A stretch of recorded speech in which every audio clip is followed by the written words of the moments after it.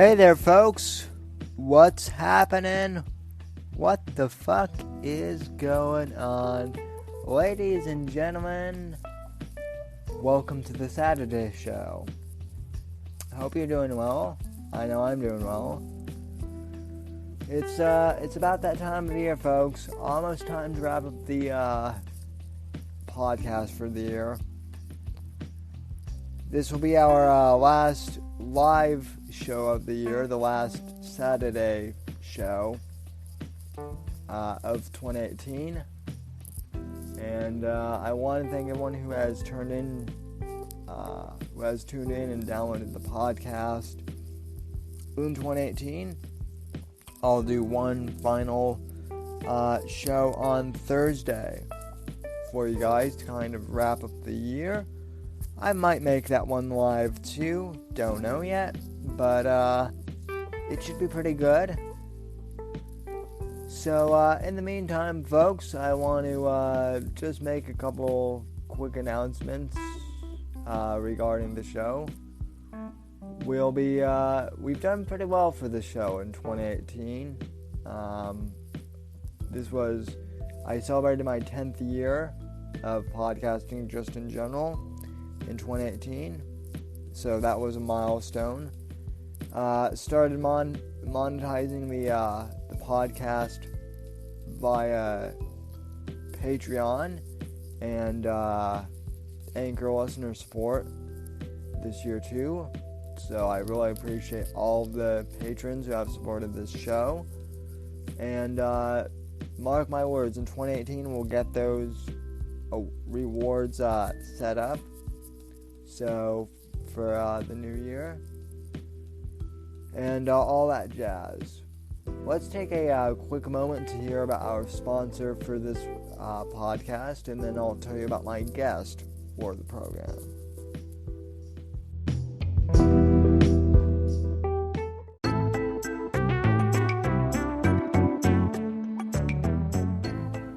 Alrighty, folks, now that the bills are paid for the podcast, ladies and gentlemen, my guest for today/night's show is the one and only Jeffrey Hamill. For those of you who don't know who I'm talking about, Jeff Hamill is the former co-host of my old podcast, the Whitfield Analysis. He was co-host of the Whitfield Analysis for the final year of the show back in late 2014, early 2015, before I rebranded the show to the Whitfield Report and went fully solo on my own. He's a great guy. We just simply lost contact for a while because he got busy and I got busy. But we've always been close friends, and when we were hosting the podcast together, the internet radio show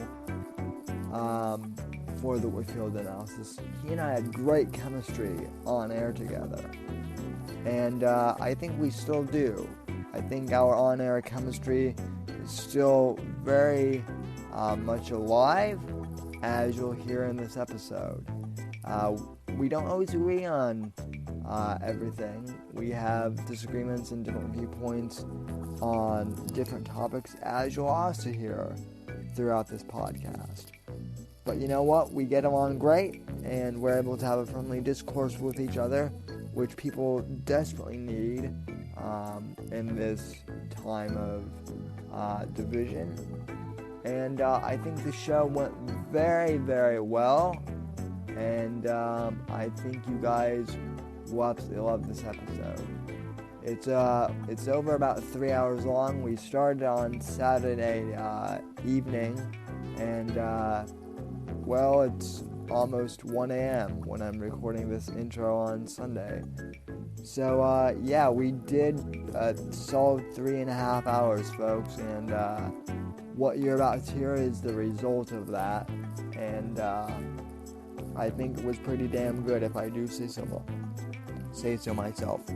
So without further ado, ladies and gentlemen, give it up for the motherfucking great man, Jeff Hamill is in the house. And without further ado, folks, enjoy the show.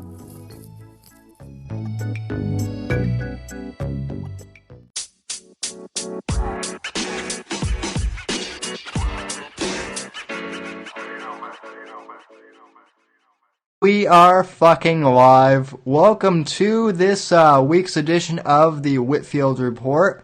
I'm your host, Sam Whitfield, broadcasting live from NGC Studios here in South Florida. And we've got a jam-packed show for you here tonight, folks. And the title may be confusing for some of you, but we'll clear that up in just a sec. Meantime, contact info as usual. As you can see if you're watching by the lower third, here's all my contact info. As always, you can follow me on Twitter at SamDW_NGC, hashtag Whitfield Report. You can also follow me on Instagram at SamDW_NGC. Follow me on Gab at Sam Whitfield, although I don't even know if Gab is still around because I think they got DDoSed or whatever that term is. Facebook.com/Whitfield Report.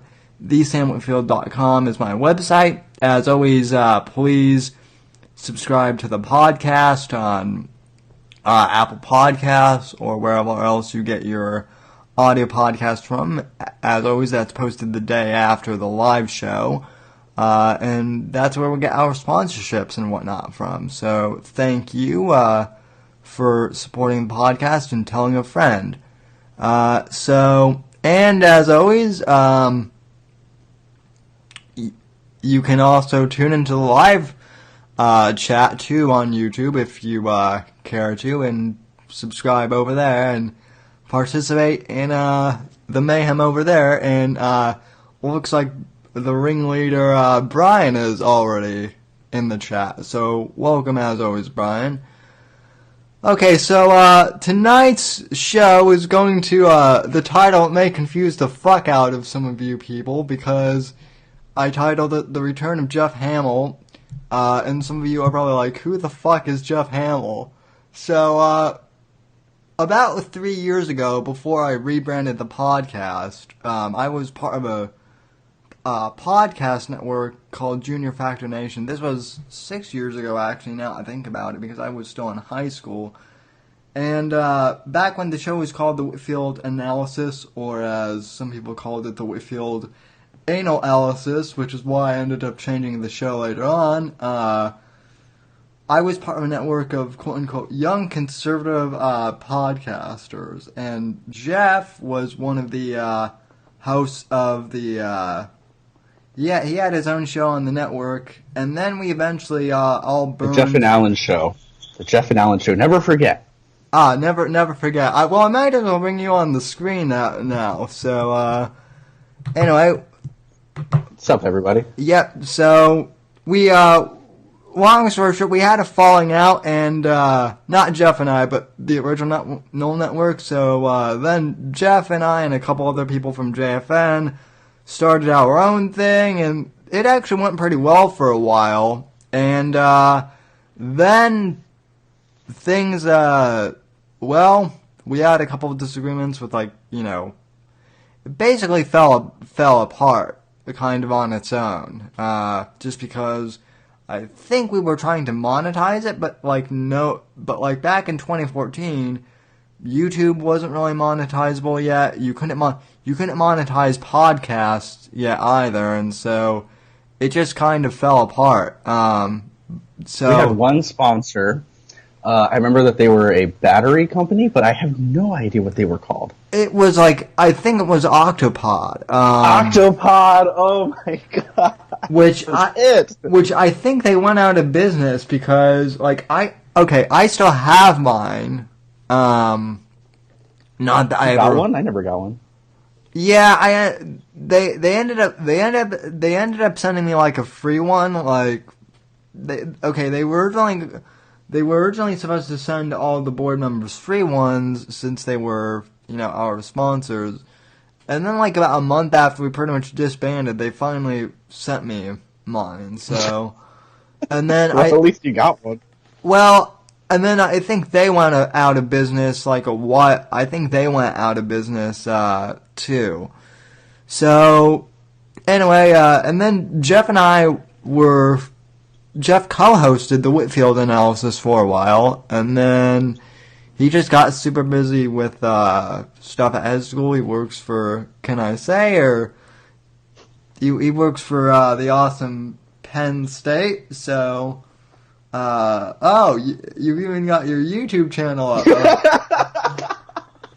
I was waiting. I was gonna wait until you mentioned it, but yes, I did put. I actually wrote it twice in two different sizes, and neither of them are actually readable. So, he runs the YouTube channel for the sociology class, which is YouTube/Soc119. So, that's it. And I mean, how many subscribers? You guys have a fuck ton of subscribers. Yeah, we actually got, like, for some reason this past semester we've blown up. We're at 19.5 thousand. So we're hoping to get 20,000 pretty close to the beginning of classes starting. But I mean, it's whatever. I mean, we started this semester with 4,000, and that was over the summer, which picked up 2,000 in like August, and we only have class in August, so that's kind of weird. And I remember it was a year ago today, we had 420 subscribers. Not like today, but like a year ago from break was 420 because I sent a message to my boss and he was like, hey, 420. Meanwhile, I'm still struggling to get past the 100 barrier because fucking... I swear it's not just because... I mean, people always say that, like, anyone who's conservative, they say, oh, YouTube blacklists my channel, and I'm like, bitch, I'm not really sure if that's the case, because, like, I've been on here since before all that shit started happening, and I still can't get past 100. Yeah, it's just, like, completely random. I don't know how we were able to pick up those subscribers, but, I mean, the time will come. The thing it is, YouTube is just kind of a shitty platform for everyone just in general. And there's so much content. There's, I think, like 400 hours of content uploaded every minute or something like that. Like, it's insane how many people have YouTube channels. Yeah, and I mean, I always laugh with the people who are like, oh, well, I'm going to start a YouTube channel to make money, and I'm like, that bitch, you have no idea how many fucking subscribers you need to, like, even begin to, like, make, like, pennies on. Dude. So. And it's funny because our channel is like monetized. Our YouTube channel is monetized, and we only put the money towards, like, we got hacked by a Cialis ad. So if you went to social19.org, it would take you to Big Pharma's website. Literally, the website was big-pharma.com or something like that. And it took you to a Cialis ad. So all of our money is literally just going back to, like, keeping the website, like, malware free. And so it's funny because people are like, oh, I watched an ad before watching your video, and if you truly want free education, you should take those off. Like, it's free. It's still free for you. You just have to watch a 15-second ad. Right. And most of them you can click out of them, so it's 6 seconds, and we're able to literally keep our website Cialis free. So I've started to monetize the podcast. Now I've been podcasting for 10 years at this point. Long time, dude. So yeah, and so Anchor, the platform that I'm now on for podcasting, it's really good and the community is really supportive, but there are all these newbies who are just like now getting into podcasting, which is awesome, but they're also like, why am I only getting 1 cent per play? First of all, they don't understand that up until this year, it was almost impossible to fucking monetize a podcast. Now it's easier than YouTube to monetize podcasts, but I digress. Anyway, I love whether it's YouTube or podcasting or whatever. I love all these people who, and I don't want to necessarily say they're just millennials because, but these people just in general who kind of think that just because they've started a YouTube channel, they're going to blow up after a few videos and like make a ton of money. And it's so difficult. You make, for every 1,000 views you get, I think you make a quarter of a cent. See with podcasting, I get like 25 cents per listen per episode, so that's actually not bad. Wow, But, that's actually really, that's a huge, like compared to like the YouTube titans that are out there. right. That CPU is, or CPM I think it is crazy. Yeah, and then I think like every like 1,000 downloads like total off my feed, I get like $15, which is, plus I've got some Patreon supporters, which I'm always thankful for. But the point being is like all the people who think that you get rich off of like making content online, like yeah, you can after you've been at it for like a while, but yeah, forever as I was mouthing. But yeah, like right now, like people are like, "Oh man, you're making bank," and I'm like, actually, I'm just covering like the yearly WordPress, like to like it basically all the money I'm making at this point is basically going back into the show, so to cover expenses. But that's how business just goes, kind of in general, no matter what you do. So anyway, Jeff, I will kind of hand the show over to you. What you had some topics on your mind that you wanted to? Did I? Or it was no, just like, or let's just shoot the shit. What's been going on in your world? So. Oh God. So just to give you guys, the viewer, an idea, Sam and I, we talk every couple of weeks maybe on Facebook, and especially most recently we've been kind of messaging, especially during the election. It was me, him, and Eric. Shout out to you, Eric. The three of us kind of just like shoot the shit on Facebook, but and it's fun. It's really fun. But besides that, I haven't really talked to Sam in a long time. So, I mean, nothing's really too dramatically different. Instead of in Amish country, I'm currently in Harrisburg. So that's different. Jeff's also a kind of former conservative. I wanted to say you've gone full social justice, thank God. So. Oh, hell no. I can't do that. I do want to bring that up because you and I are both kind of libertarians. It seems like both sides now are just getting and this is basically what my show has turned into, just where I rant about the ridiculous of how both sides just seem to, no matter what, get offended about fucking everything. So I think it is more predominant on the left, at least from what I've seen, but it does happen on the right. I will say that too on the far right. So like a few years ago with the whole being with Baker. Hold on, can I tell you, take a guess on who I voted for? Not Hill. Please don't say Hill. I know you didn't vote for Trump. I did not vote for Trump. I actually had no idea who I was going to vote for, literally until I put my pencil or pen or whatever it was right into the paper. I did vote for Hillary. However, what? Here's the reason.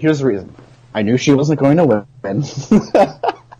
I could not vote for Trump, but not because of Trump. I did not vote for Trump because of Trump. I didn't vote for Trump because of Pence. I really, really, really hate the idea of an uber Christian in the White House. And Trump is such a charismatic, crazy president. And I hope nothing bad ever happens to the president. But if something would, this would be the president that it might happen to. So my thought process was, if the worst case scenario happens and Trump gets assassinated, again, for the record, don't want that to happen, I do not want Pence in office. So I was like, you know what? State College has already been won for Hillary. I'm just going to throw it. And I couldn't vote for Gary Johnson. He would be the most likely candidate for me was when he... But I wasn't running for president. Right. You have to know foreign policy, even if you're, like, Ron Paul isolationist level. Like, you still have to know what's going on. So I did vote for Hillary. However, it wasn't really a vote for Hillary. It was really just a vote against Pence. If, who's that dude from Ohio? John Kasich. If John Kasich was the VP, I would 100% would have voted for Trump. Absolutely.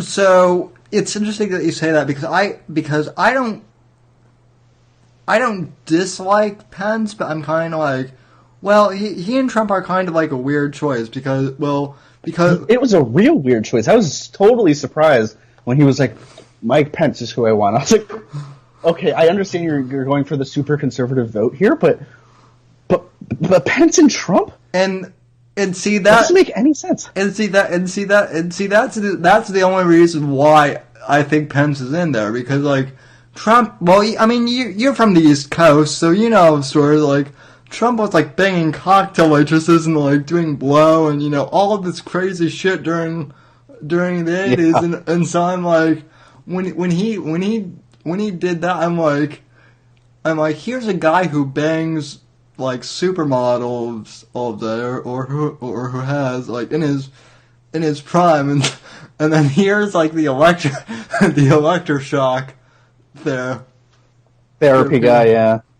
So, but yeah, it's a weird thing. Well, that's also why I always like to tell I always like to troll Antifa pages because they're always like, we're gonna fucking kill, and I'm like, you realize if Trump dies, you get Penn. You're the first people that are going to be like thought of that killed him, and they're the first suspect. And I'm also like, I'm like, if Trump dies, you get Pence, and they're like, oh shit, we hadn't thought of that. So I'm like, exactly. That's the whole reason why I didn't vote for him.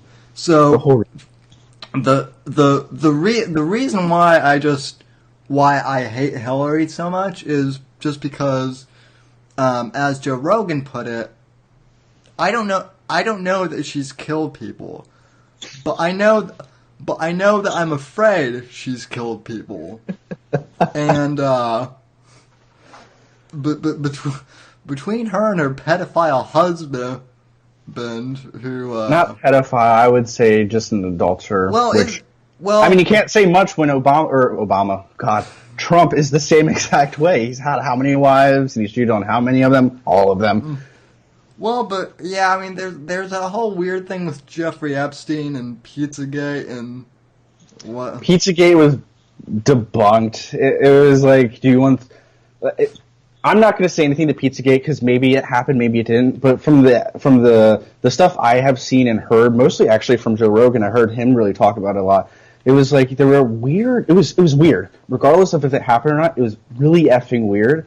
But it's a huge stretch. And by the way, to Jolly Rogers' comment, I mean, he might not be the militarized Christian that everyone makes him out to be, but he would 100% would go after Roe v. Wade, and he would then go after same-sex marriage. And I mean, I'm not the biggest supporter of abortion, but we can't take people's freedoms away, and I'm very much gay, and I have the potential to get married, and someone would take that away from me. Like that's it's so funny to me how like both Christians, both Republicans and Democrats seem to say, "Oh, we want freedom," and then they do things to take away your freedom. Right. That's why I think like I have changed since being a conservative, because I'm not kissing Matt Drudge's ass anymore and saying, "Oh yeah, whatever you post is totally the truth." I'm doing my own research and looking into both. I hate both sides now. Yeah. Well, I just hate the press in general. This whole thing of this whole thing of the CNN is fake news. Like, people are so enraged that Trump is tweeting that. I was saying that on my podcast back in 2008 that I hate CNN, and I mean even Fox. It's not even just like personalities. It's just that like it's no longer news anymore. It's like 5 minutes of commentary followed by like 45 to 50 minutes of endless Cialis commercials and ads and just like I mean that's why I never pay attention to the media at large. I just go right to who. Whenever I see an article from somebody, the first thing I do is go find who their source is, and then I read what the source said. So a lot of times I'm on AP News because AP seems to just, these are the facts that we know right now. And it's funny because a lot of places would be like last night it was something about the Texas judge who said that Obamacare is unconstitutional, which I mostly agree with, by the way.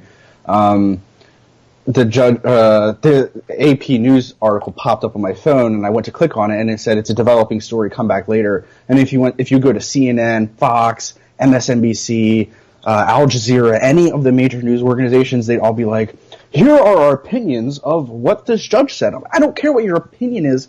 I want to know the facts. I don't pay attention to Fox. I'll have CNN on in the background, which means it's muted, and it's just something that every once in a while I can look up and see a headline, and then I'll be like, all right, that's all I want. I don't want your opinions. I don't give a F about what you think. You can say fuck on here. I know I can. It's just I'm trying my hardest not to, especially with the old rum in my nice, nice. Yeah, I don't know.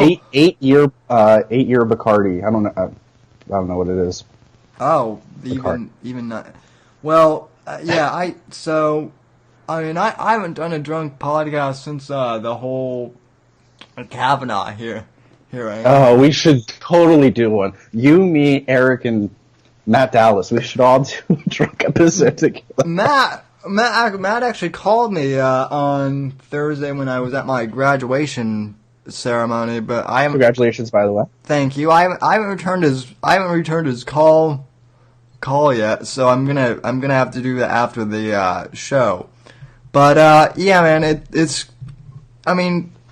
so here's how I look at it. So I'm curious to also know. I assume you heard about this whole thing of Alex Jones being like completely deplatformed and yeah, Facebook, Twitter, everything. As you know, I haven't always been the biggest fan of Alex Jones because one of his listeners, you might remember this, Jeff, but for those of you who don't know, one of Alex Jones's listeners, like way back when, just because I like mildly disagreed with one of Alex Jones's things on like 9/11 Truth, one of his crazed followers like started messaging me. This was like back in like 2013, I think, around the time when we met. They actually ended up like writing a whole profile on me about how, because I was part of the Boy Scouts, the Boy Scouts are part of the Illuminati, and how the Boy Scouts are trained to be CIA assassins and like military. And I'm like trolling this guy like, yeah, I wish I had my merit badge and sniper rifle or here, which I don't. But basically, like, if the Boy Scouts trained me to be like an assassin, that would actually be cool. But no, But my point being is, like, you know, I definitely do think that, can Alex Jones be a little crazy sometimes? Yes. Can he be true sometimes too? Yes. The clock is broken clock is always correct. Twice a day? That's the phrase. I mean, Alex Jones literally told a judge that his show is BS because he was fighting for the right to have his kids, and his ex-wife was like, "Judge, look at his show," and he was like, "Oh, it's totally not real." And then he goes on the show the next day, and he's like, "Everything, bone broth. Buy my bone broth." Can I respond to a couple comments on the YouTube channel? Sure, yeah. I passively read. See, this is why I miss having you as like my co-host too, because like I'm over here ranting for 5 minutes, and see that's why I need a co-host to Dude, I was like, all right, I'm gonna do Sam's show. I'm gonna do it right this time. I used to only have one MacBook, And the last 2 years, my job has had me be in front of a PC with 2 monitors. I cannot use a computer without having a second monitor now. It's so spoiled me. So I literally have a computer to my right that I'm looking at the comments. Freedom to kill a baby in terms of abortion, it's not my right to decide what somebody else can do with their body. And somebody said, I don't have the right to do whatever with my body, but a woman does. I mean, you do have the right to do what you want with your body. If you want to not have children anymore, you can get a surgery to not have children. It's as easy as that. Women can do the same thing if their tubes tied. But I mean, in terms of like the freedom to decide if you want to have a baby or not, men have chosen to not have babies forever. They just leave, and then there's no reason, there's no legal thing that somebody can go and say you must support this child, especially if they get, I don't know, a divorce. Well, you can pay alimony, you have to pay alimony and child support and things like that, but not if you just get out and run and no one finds you again. There's always, like, the thing is, I don't agree with abortion personally. Right. But as a man, I have no right, as a gay man, you can't have a child, period, without, like, thinking about it for 6 years. Like, I very much think that a woman does have the right to decide, and I can't stand in her way and say, you can't do this because my religious freedom says, or my religious beliefs say that you can't. Fuck your religious beliefs. This is kind of where I disagree with you though, Jeff. I mean, I definitely think that if you're the father, you should have the right to, like, I knew a guy back in high school whose girlfriend, they got pregnant, and then she broke up with him, and then she's like, oh, by the way, I'm pregnant with your kid. Now, this guy who could have been a dad would have raised the kid on his own, with the help of his parents. I'm pretty sure that he would have. So I think that when it comes to, like, I don't think it should just be like the woman's kid. I think the dad should have some say in it. I think if men throughout history have always, like, stood by their women, or at least accepted what is possible when you have a child, I think totally we'd be on even ground, and the man and the woman should sit down together and decide together. But throughout history, that's not how it's worked. If men don't want a child, they just get up and leave. And not good men do that. And that doesn't mean that bad women will get abortions. It's so, like, situational that the thing is, I can't decide upon it besides looking at any situation. If a woman just came up to me and she said, I got an abortion because I wanted to, because I'm not ready for a child, I'm like, okay.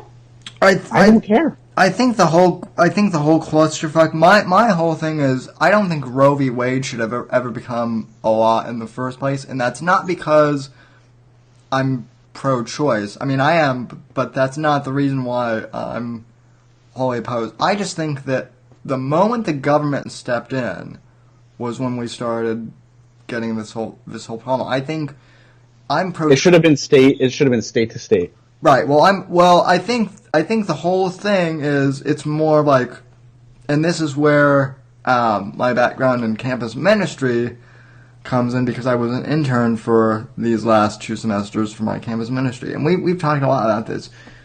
Legalizing morality is not something that's going to work. Like, this is something that churches or synagogues or mosques or atheists, everything. Wherever atheists congregate, like at the local 7-Eleven or coffee shop or bar, like these statutes of morality are not something that can be legislated. These need to be something that we ask as a society. So that's true. And then the other comment I wanted to respond to, Jolly Roger said the only reason marriage was a legal issue in the first place was because of taxes, which was instituted to encourage the population to increase. We don't need it now. Totally agreed. We don't need a ruling on marriage equality. It should just any two people who want to get together should get together. That should be the end of it. However, there still are legal reasons besides just taxes. If let's say you're in the hospital, Sam, let's say hypothetical we're gay lovers and we get married, and you get really sick. You get really sick and you want to go to the hospital. I can't see you unless if I'm your family, which that's what marriage equality, for the most part, did. Thanks, homie. I got more liquor. Nice. Thank Dimitri. He came down the whole way from upstairs cooking. I know. You're baking cookies still? Still, man. It's like I'm overwhelmed. He's overwhelmed of the cookie production in the Hamill kitchen right now. The thing is, the cookie turnover was way too high. We have too many cookies in the house, so if you want any, become a Patreon of Sam, and we will send you 0 cookies. But just pretend we did. Well, are they pot cookies or pot? He asked if they're pot cookies or not. He said, unfortunately not. If we ever do a show in Denver, however, at Sam's dad's house, we will definitely make edibles. Dude, we totally should. We totally should. Eric, I know you work for the government, but come on, dude. Well, he's in Portland, Oregon, which, by the way, I'm surprised Portland hasn't burned to the ground yet because, well, it's psilocybin. It's Portland, so. Well, I mean, PDX. Yeah, but between all the anarchos and the weirdos out there, so Yeah, for sure. So, by the way, I poured way too much liquor into this cup, so the next half of the show should be fantastic. Oh, it's always fantastic. Go back and either watch or you can listen to my Kavanaugh podcast because dude, we should do whenever big things happen, we should just watch a major political event and just drink because that's the only thing we can actually. And unless if you're in a pot legal state, you can get high, but Pennsylvania, I need to have fucking cancer to have it here. So what I wanted to do for the 2016 election, and again this is why YouTube is fucking stupid because apparently they'll ban you if you're streaming someone's live stream. So what we do is we have this would be me producing this show. We would just have the video footage but muted. Oh yeah, and then. Well, because then there's no copyright sound, so then YouTube's algorithm won't catch it. Oh, okay, because what I did in the 2014 midterms that I think you were there is I had it, and then Matt Dallas and I called it a football. We called it a football game almost. That's the funnest way to do it is to do these things like a play-by-play football type thing. Exactly. So,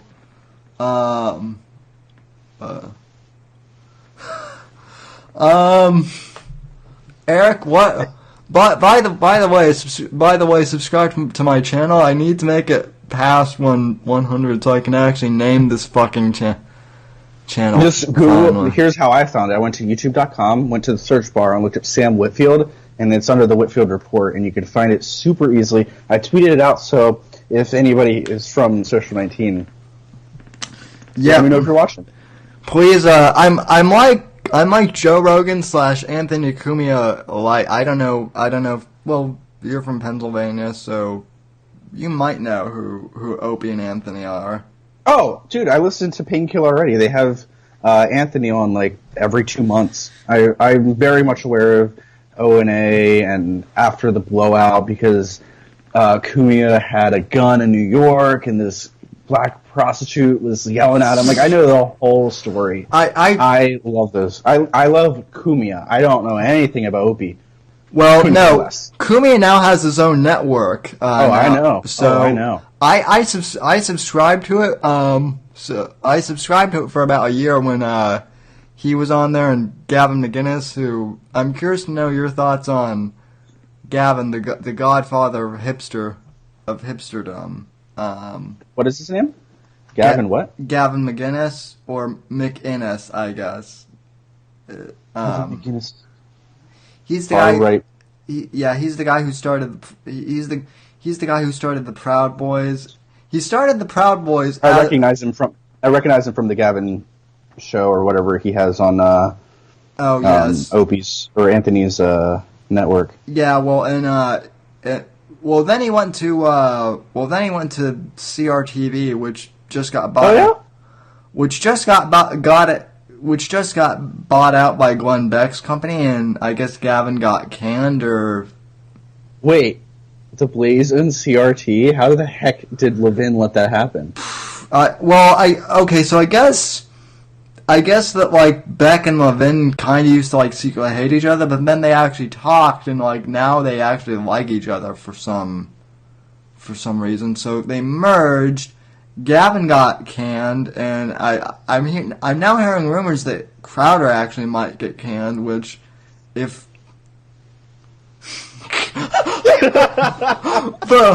but Jeff, you're the one who introduced me. Well, okay. Yeah, because that was before he was a complete sociopath, dude. Well, you want to talk about sociopaths? Do you know about this comedian named Owen Benjamin? I don't know him.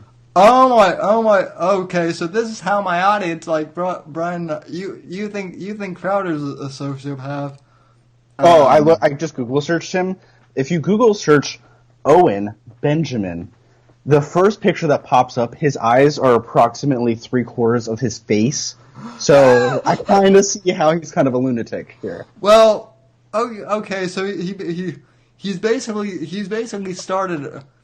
So he basically has this whole thing called the Unbearables, which is how Brian, Jolly, Gabe, and basically the core of my audience now, how we all met. And when we were in there, it was kind of a fun group. But then Owen started doing things which I don't really want to disclose what they are publicly, but they were pretty bad.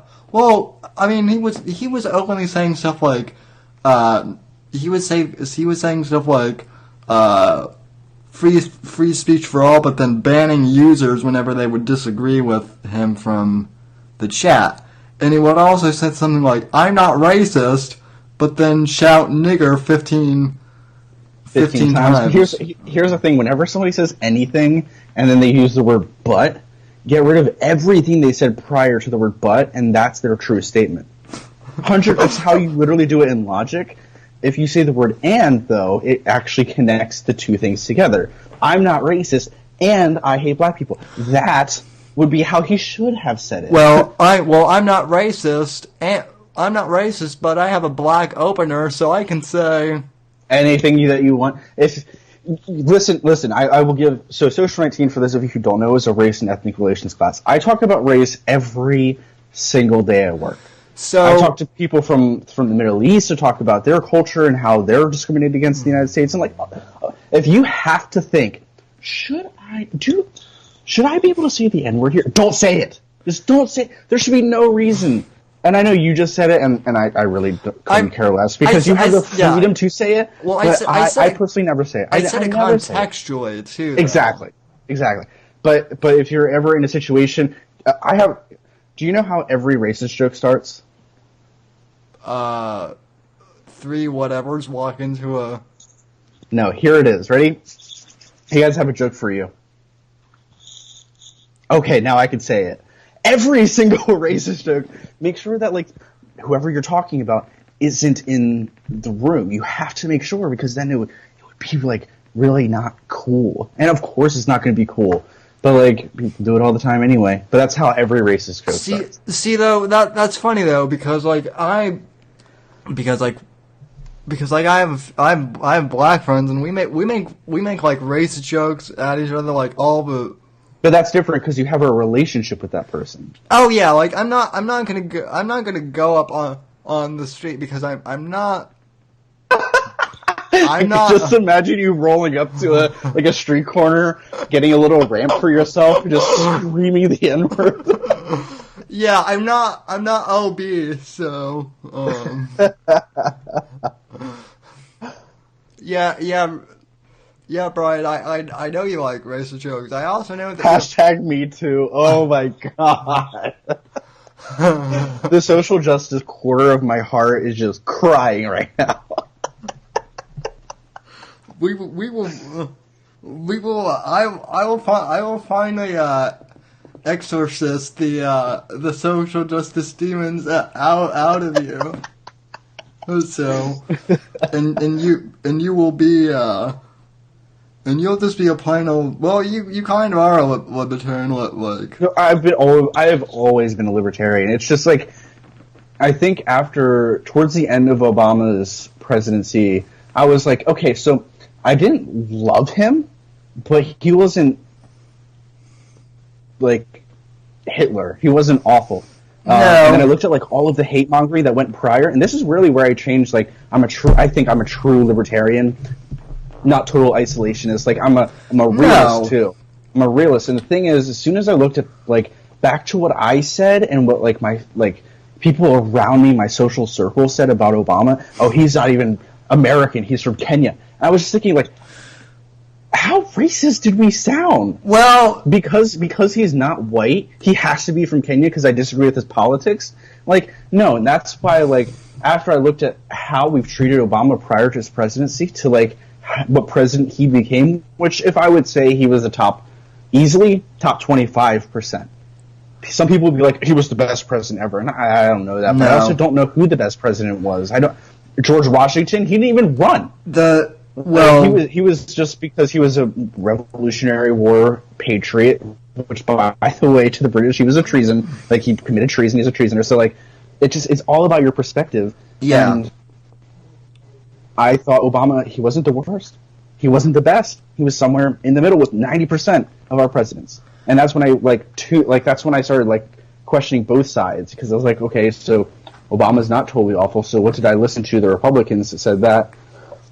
And then Trump is the spawn of Satan to the Democrats. I'm like, well, why is that? And I looked at the reason why that was, and neither of them make total sense to me, so it has to be something in the middle, which to me is moderate, or to me is libertarian, because you want government intervention when absolute necessary, but besides that, get the hell out of my life. You can't tell me what Jordan Peterson, I've been watching a lot of him and Ben Shapiro a lot on YouTube because I'm trying to get, like, the opposite side of what everyone tells me that I believe. Because, oh yeah, you like Kermit the Frog then. You like exactly. But the one thing that they always talk about, especially Ben, I heard Ben say this multiple times. He's like, you can't tell me to call a trans person by their preferred pronouns, but if I'm at dinner with them or I'm talking to them, I will call them their preferred pronouns because I'm not an asshole. That's where it comes down to. Don't be an asshole. Okay, folks, and by the way, my wife is a doctor.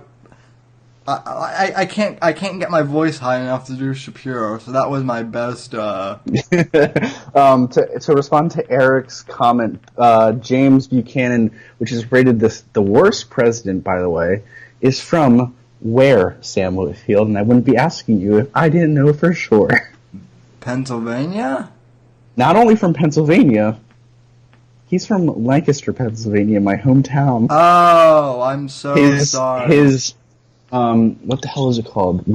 It's called, like, the Whitfield, which is funny for Whitfield. It's like called the Whitfield House, and it's literally, like, I can tell you, it's on Marietta Avenue. It's in Lancaster. That's where he was, like, that's where he lived after. By the way, first possibly gay president was James Buchanan. Well, that's I bet that a few of them were probably gay, more than.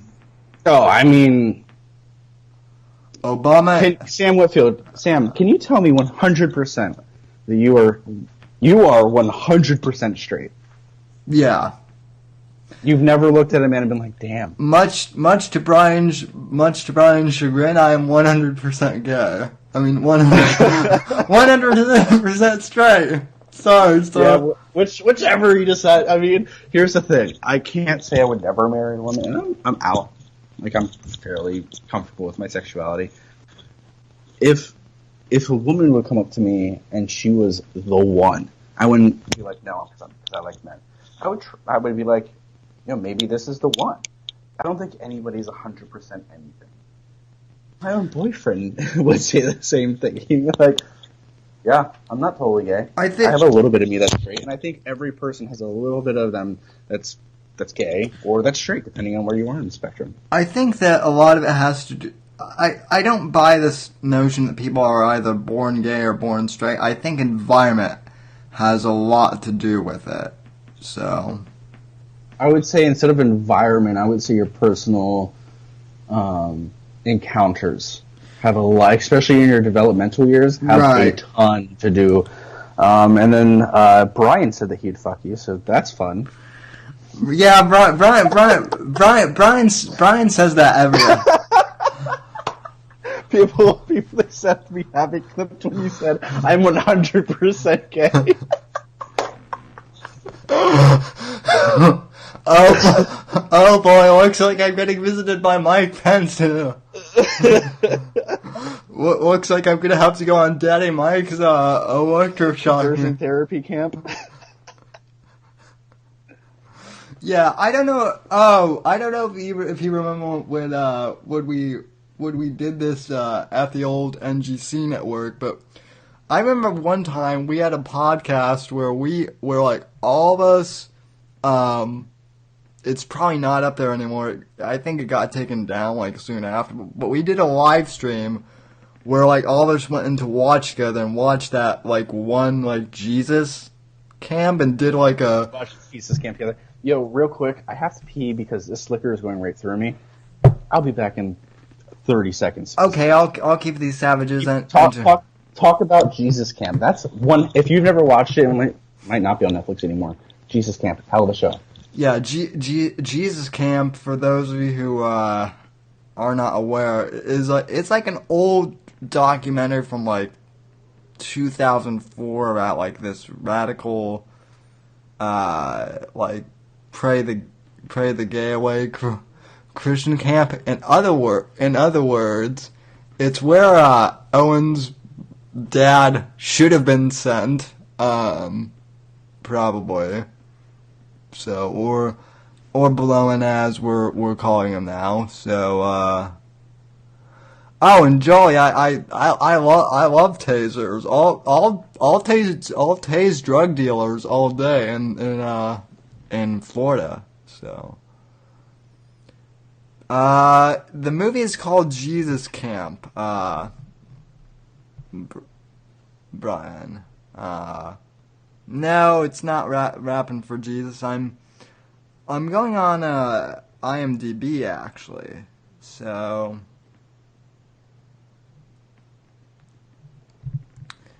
okay, yeah, I'm back. Joey says I was at a correctional Christian youth ranch. Who did? Joey said I was at a correctional Christian youth ranch. Oh yeah. Oh, so that's doubly interesting then. So, but yep. So, but yeah. It was unpleasant. Yeah, I bet. My favorite thing about whoever, like people who run ex-gay conversion camps, is the fact that like 2 years after it shut down, they're like, "Oh yeah, I'm also with a man." It's like, no shit. No shit. Of course, literally everyone from the gay community who was looking at you was like, as soon as it shuts down, he's coming back out, and of course, it always happens. It always happens. Yeah, I think that happened to I think that's what happened to Milo. But by the way, Milo is a really that whole story got weird fast. So the thing no, I'm not going to say that. The thing, in terms of the culture, he wasn't totally wrong, but like, no, gay people don't support pedophilia. There has to be limits, and well, I mean, he's come out since then and said that was like that was a bit. I mean, he did own up and say that was a mistake. But it also happened to him. Yeah. He's talked about it on numerous podcasts. I'm surprised it finally got picked up. Because I heard it about 6 months prior to when the whole thing exploded. I know that was his life, and that was what he did, and that's how he figured out who he was. And was that correct? Well, absolutely not. Well, and the whole ironic thing too was it was the religious Christian right that was the one that, you know, I shouldn't make this pun, but I'm going to make it anyway, crucified him over that. So, but yeah, then he went and did this whole, like, subscription podcast website, which I admit I subscribed to, and then he never did anything on it. So. Did you also send money to his white privilege? No, although he does make he also, people don't want to hear this, but he does make a valid point with this, because it almost seems as if all of the scholarship programs, because I've looked into them, are all geared towards minorities of some sort. So did you know that what the hell is it called? Affirmative action. More affirmative action goes towards white women than any other group in the United States. Well, I'm not really surprised. So same, and it's so funny because everyone's like, "Oh, if I had affirmative action." Okay, listen. If you're white, it's not that your life has always been easy. It's just marginally hasn't been as difficult as if you would be if you were black. And that's not because of anything that we've done or that our parents have done or even our grandparents. It really started with the zoning districts back in like the early 1900s, and how they divided up the communities. That's the major basis, besides the fact that what happened to slaves after they became free, they went back to the plantations and were still behind their owners, former owners, their bosses now. So like there's always been this discrepancy between black and white people. And white people will be like, well, I mean, I don't have privilege. It's because you don't see the privilege you have. If I wasn't who I am, I probably wouldn't have been able to go to the same high school because my parents wouldn't have been able to afford the house that we had, which means that I probably wouldn't have been able to go to the college that I did. And if I didn't go to Penn State, I wouldn't have the life I have right now. Maybe I would be a scientist at this point and working on the cure to cancer. Who knows? Every single thing that we do in our lives has a positive and negative consequence to it, and that includes if you're white or black. It's the fact that if you go through your life without the major obstacles of thinking about your race, then you have privilege. It doesn't mean it benefits you financially. It doesn't mean it benefits you socially. It benefits you, well, I guess it would be socially, because I have never had a run-in with a cop in which I was fearful of going to jail. And I have had 3 run-ins with the cops. And I was never like, this is the time I'm going to jail. But if I was black, I might have. Because of how black people have been discriminated against by the police. And if you don't believe me, do a very quick Google search. If you do a YouTube search, my favorite thing... Sam, here's my favorite thing to watch on YouTube is First Amendment audits. Yeah. First Amendment audits, for those of you who don't know, is when a person will express their First Amendment right to go film somewhere that's kind of like not totally cool, like an airport or a post office or something where people feel uncomfortable. And it's like, no, you have no right to tell me to do anything besides what I'm doing right now. You can't talk to me because I'm not committing a crime. I love those videos because, number one, it puts police in their place and it teaches them what the hell their job is. And the fact that they work for us. And then it also shows how if the person is white, the videos are shorter. Why is that? I'm not saying that there's racism in police. I'm just asking the question, what about the person's color has to do with how long the videos are? And it seems to be a fairly good correlation between the more Islamic you look, the more Middle Eastern you look, or the more African you look, the more black you look, or the more Asian you look, the more likely the cops are going to stop you for a longer period of time. And my other question is, why? So the whole thing with cops is interesting. And I don't ever fully agree with anyone on anything mostly, but I do fully agree with Gavin McGinnis when it comes to cops. The problem with cops are not the cops themselves.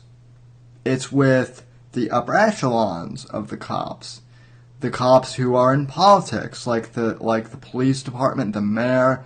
Like, people want to get mad at officers, and I'm not saying that there aren't corrupt individual cops. Okay, for the most part, from what and this is actually something where Brian and I are gonna disagree, because Brian hates cops, and he's what? Most cops, I would say, are pretty good themselves. It's the police department, the ones who set the policy, that are fucked up. The local governments too. So everyone forgets the local governments during elections, but that's the biggest part that actually matters.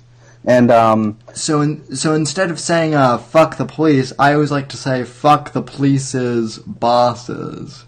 So yep. America is not a Christian nation. No country in the world has a specific religious affiliation except for the U.S. dollar. It doesn't matter what the beliefs are. Islam is extremely against violence. Like, 9/11 was conducted by Muslims. Yes, of course, because they were ideologues who were extremists on their own perversions of the Quran. But if you look at the actual text, it's pretty peaceful. So, like, the hell? So, but they still follow it. But, like, sorry, I was drunk. What I was trying to say is like, it is a huge sin to kill somebody. However, the prince of Saudi Arabia killed that journalist without a second thought. He didn't kill them, but he hired somebody, or he had somebody. He's a mobster at this point. But he did it not because of religion, because of money. And the bottom line of it was money. Everything we do is money-based. Money-based. And then I want to say something to the chat. Always some fortunate son preaching about privilege by Gabe. Of course. Because if I was black, most people wouldn't think of a second thing that I would think about. If I could be like, yo, somebody of color come and say that, it would have much less of an impact because of our society. I'm not saying that you personally, Gabe, or Jolly, Roger, or whoever would think, oh, if Jeff was black, I wouldn't listen to him anymore. You might, but our society wouldn't. Our society at large, the larger percentage, more white people get arrested or shot by cops than black people, of course, because we make up majority. The question isn't who is shot more. The question is by percentage who is shot more. If we are 50% of the population and we are 50% of the people who go to jail and get shot, that makes sense. Yeah, but then black people are like what? Let's give a very liberal number and say 25% of the population in the United States, which is very liberal. Then why the hell is their numbers 50 or 60% being arrested? Especially when it comes to drugs, because ever since the 80s we've had a hard-on for no drugs in America.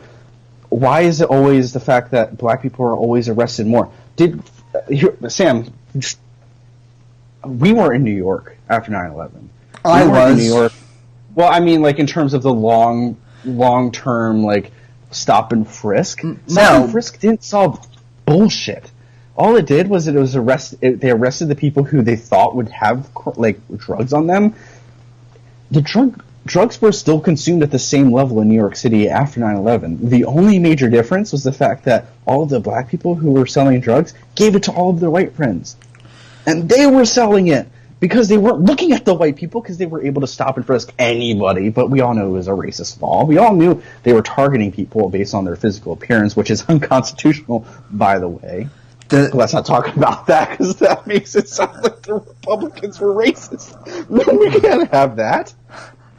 I see what you're getting at. No, I've got to praise Rudy though, for if there's one thing I've got to praise Rudy for, and this kind of hurts me as an Italian American and as someone whose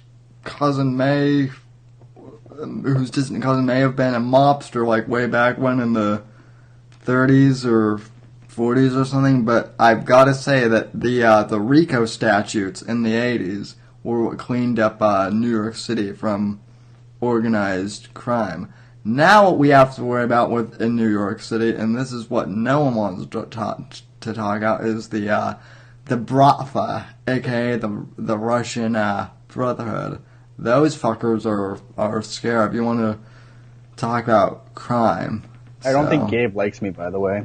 He said now that I'm just telling lie after lie after lie. Really disappointed that you, Sam, would have brought me, this snake, on air with you. Interesting. I'm a snake because I don't follow one belief system or another. Because I admit the fact that there is institutional racism in America, not on the individual, but as a society at large. But I also believe that you can say, as he said, clearly I've never been around the N-word with a hard R, whatever. I have, in fact. I live in a college town. College towns are pretty large with people, especially who are international or mixed colors. So I'm around a lot of people. Every single day. I don't know, you probably have never even heard of Social 19. It's a 750 person class. And it's of a mixed people. A mix of races. Most of them being white, because Penn State's a mostly white institution. It's a PWR, by the way, predominantly white institution, which is fine. But it's just like, I have been around these people. And I don't think that most of them are committing crimes. I think they're being caught doing more crimes, although especially if you specifically look at drugs, which is the number one reason cops arrest people, that they break the law because I smelled marijuana in your car. Do you have it? No? Oh, well, I'm going to search you anyway. Most people that get that are black or brown. That's not a thing that I'm saying is my opinion. That's statistical fact. By the way, I've got to say this. Foul ball. We have a foul ball. Okay, so I'll explain what foul balls are. So you just gave me a down vote. So Oh, I really wish that Brian wasn't so thin-skinned. The fact that you have somebody who may disagree with him and he can't actually listen to my opinion without saying that. I've never been around ghetto N-words. Because I'm fucking stupid. No, that's not Brian. I don't think that's Brian. That's that was my downvote. I think that was Gabe that downvoted. So which? Oh, sorry, Gabe, not the other guy. No, bro. Brian's kind of the ringleader. So, which by the way though, I guarantee you if Owen Benjamin, aka Blonde Benjamin, were on here, he would be flipping out right now if he heard you. You know what I'm gonna do? If whoever Brian or any other person wants to actually have a conversation, not debate. I'm not trying to prove anyone wrong. I ask questions, and then I give you statistical fact around it. Well, if your personal experiences differ from what I'm saying, that's cool, because that was on the individuals that you lived with. That's not society at large. I don't care what one person believes. We can have a conversation about one person believes, but I'm not going to talk about hypotheticals and large numbers unless if I'm talking about all of society. Well, that's why I love having... this is why I love podcasting just as a format in general, especially long form, because the one thing that I've really done for the past 2 years, ever since I've relaunched this, is I really try and have people of differing viewpoints. Now, some of them I agree with, some of them I disagree with. I mean, look, I got a bunch of flack because I invited on one of Richard Spencer's fanboys a while back. I don't necessarily agree with what Richard Spencer or I guess any of his ilk preach, but I think Brian said that I would have gotten robbed in the neighborhood that he's lived in. Maybe. Probably not. Well, where was? Did you know where he what areas of the country he's lived in? He's in. I mean, Brian, I don't want to dox you, but state, and I will guess the biggest city, even if it's not correct. Arizona. Okay, well then, maybe Brian, maybe I would have been. Maybe I would have been. Have I ever been to jail? No. Because I've never done any. Because here's the thing. Here's the reason why not. Brian, because I have. Brian go ahead. Brian is our resident Joey Diaz, but totally understood.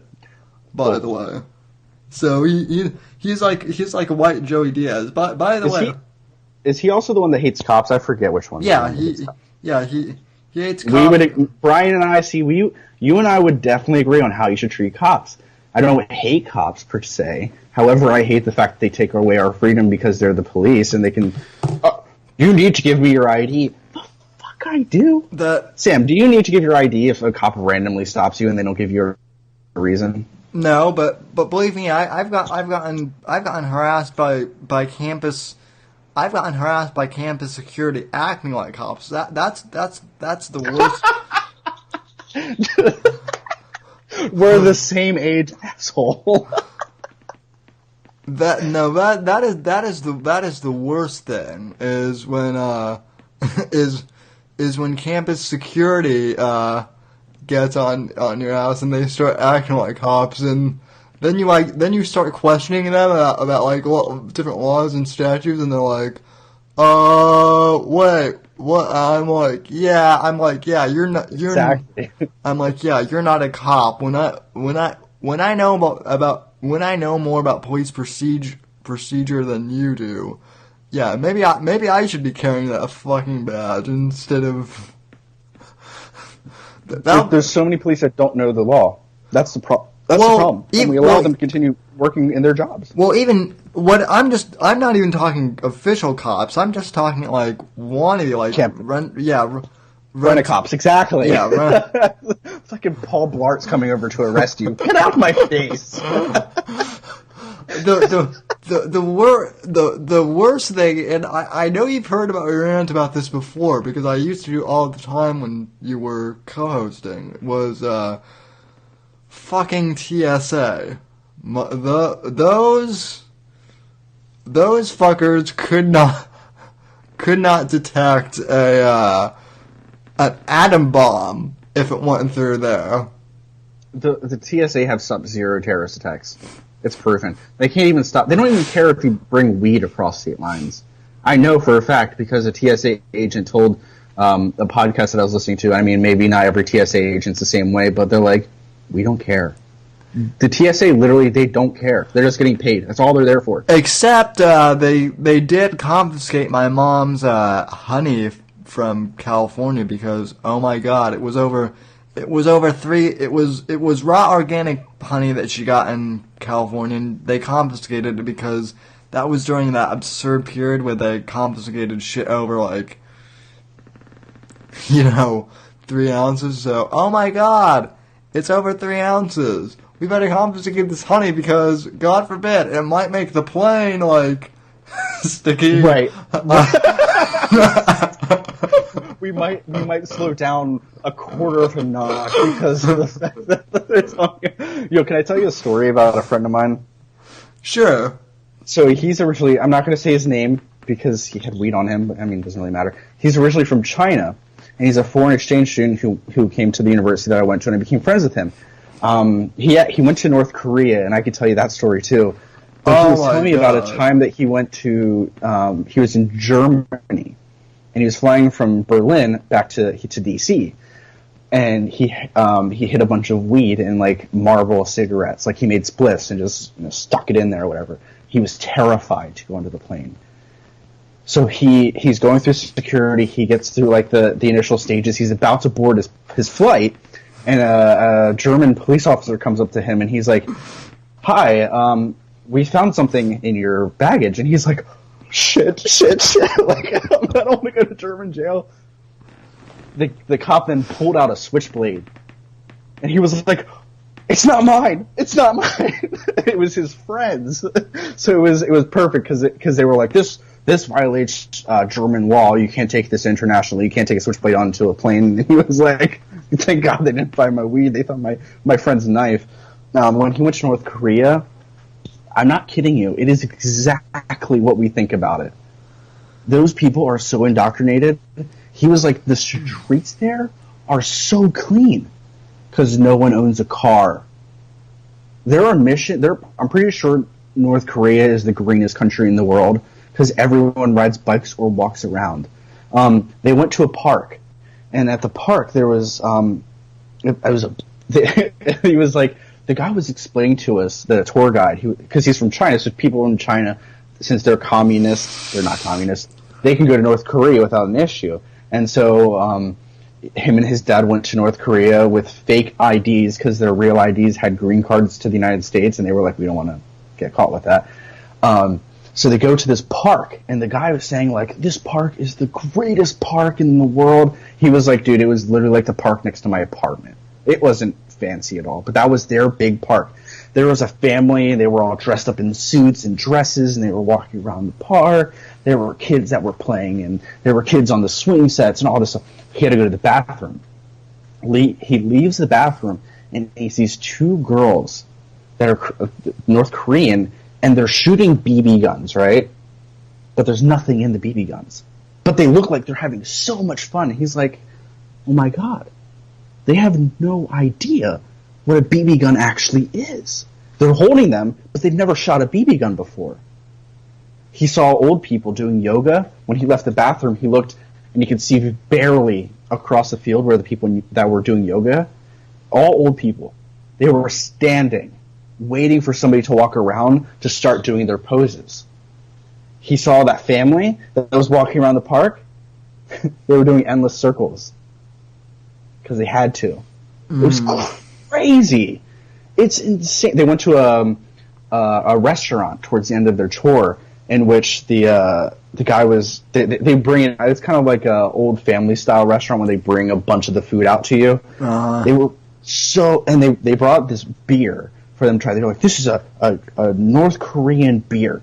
He said it was so old that the entire label was white because it was so old that nobody drank it because you're not allowed to drink it, that it was faded. It was all faded. He said that it was so old that him and his dad had 2 beers and were hammered to the point where his dad they were sitting next to the tour guide, and the guy was his dad said, "Cheers, son," in English, and did a cheer.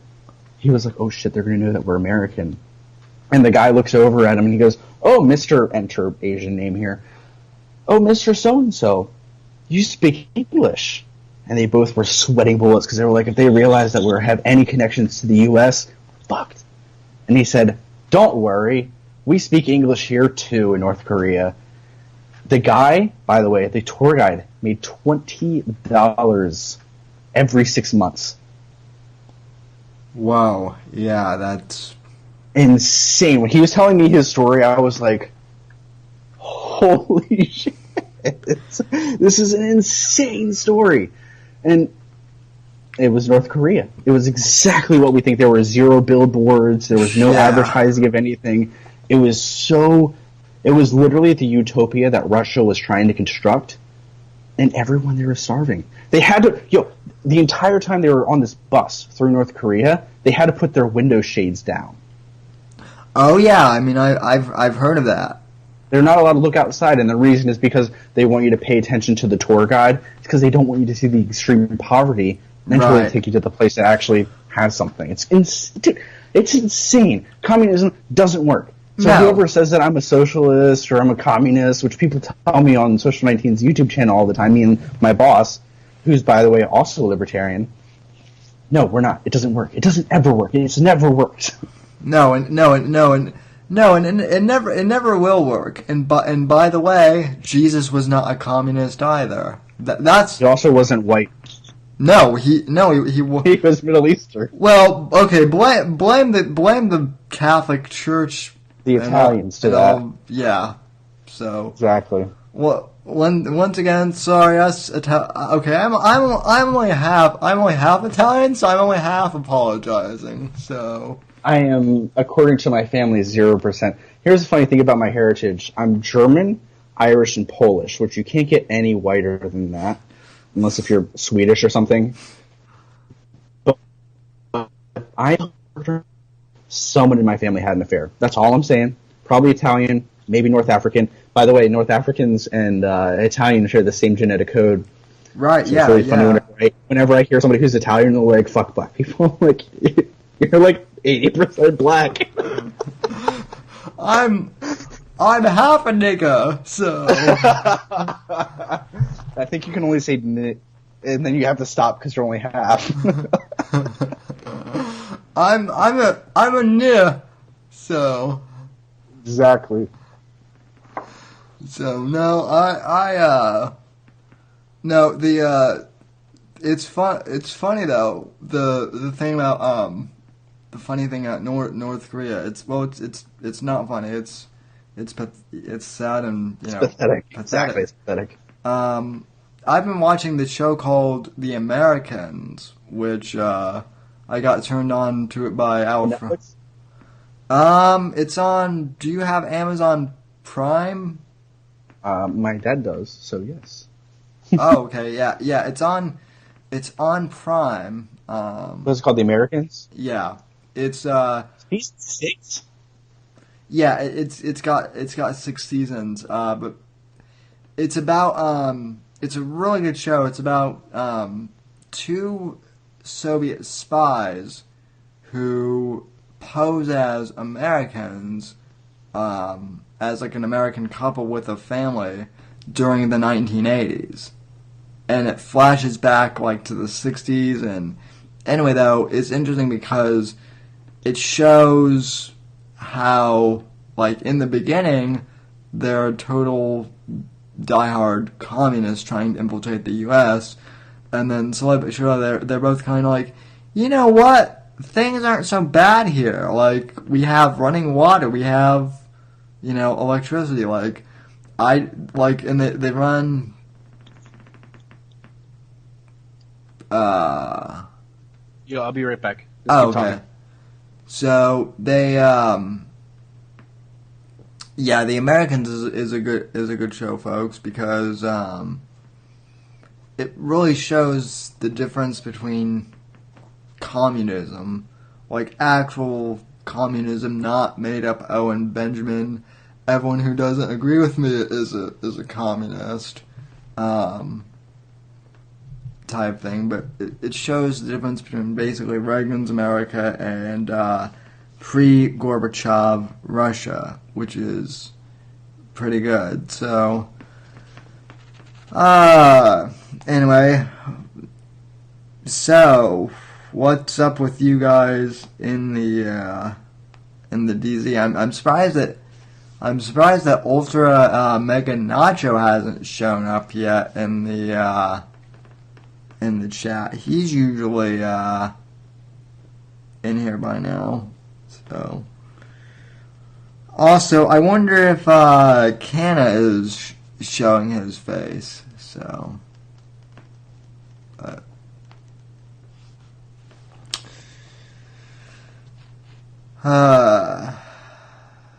so, yeah. About 98% of our genes are shared with chimpanzees. Oh, Joel, you had to turn this into Joe Rogan by talking about chimps. So, but anyway, We also share like 98% of our genetic trees, but anyway, speaking Ann Arbor Day. Speaking of TV shows, you're the one who turned me on to Game of Thrones as well. So, Are you caught up? Yeah, I've been caught up. So, Dude, how many? Let me ask you this: how many times have you watched the whole way through? How many times have you watched the series? 3 times. I know I'm behind.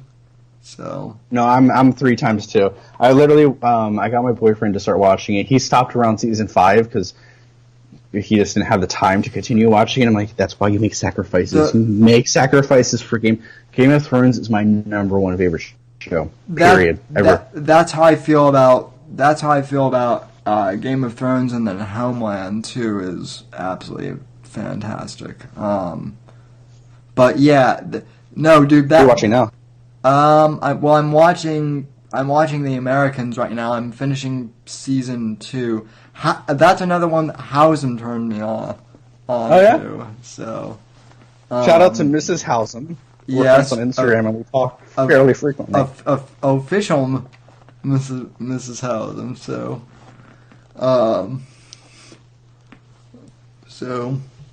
Yeah. But yeah. So you're watching The Americans mostly right now? I'm watching The Americans. I'm watching Homeland. So, well, this semester in school I was taking an 80s film study class. So I was watching. Okay. I was watching a whole bunch of. I watched Die Hard for like the 5th or 6th time.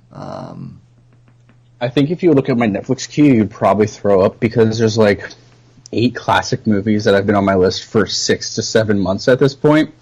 Never got around to it. Hey, Scarface, and hold on, I'm actually going to enter my Netflix queue right now. I've only. Hey man, I don't blame you. There are a bunch of movies. There are a bunch of classic movies in my Netflix queue there's just a bunch of Netflix stuff in general that I haven't gotten around to just because I haven't had time to get around to this stuff. So.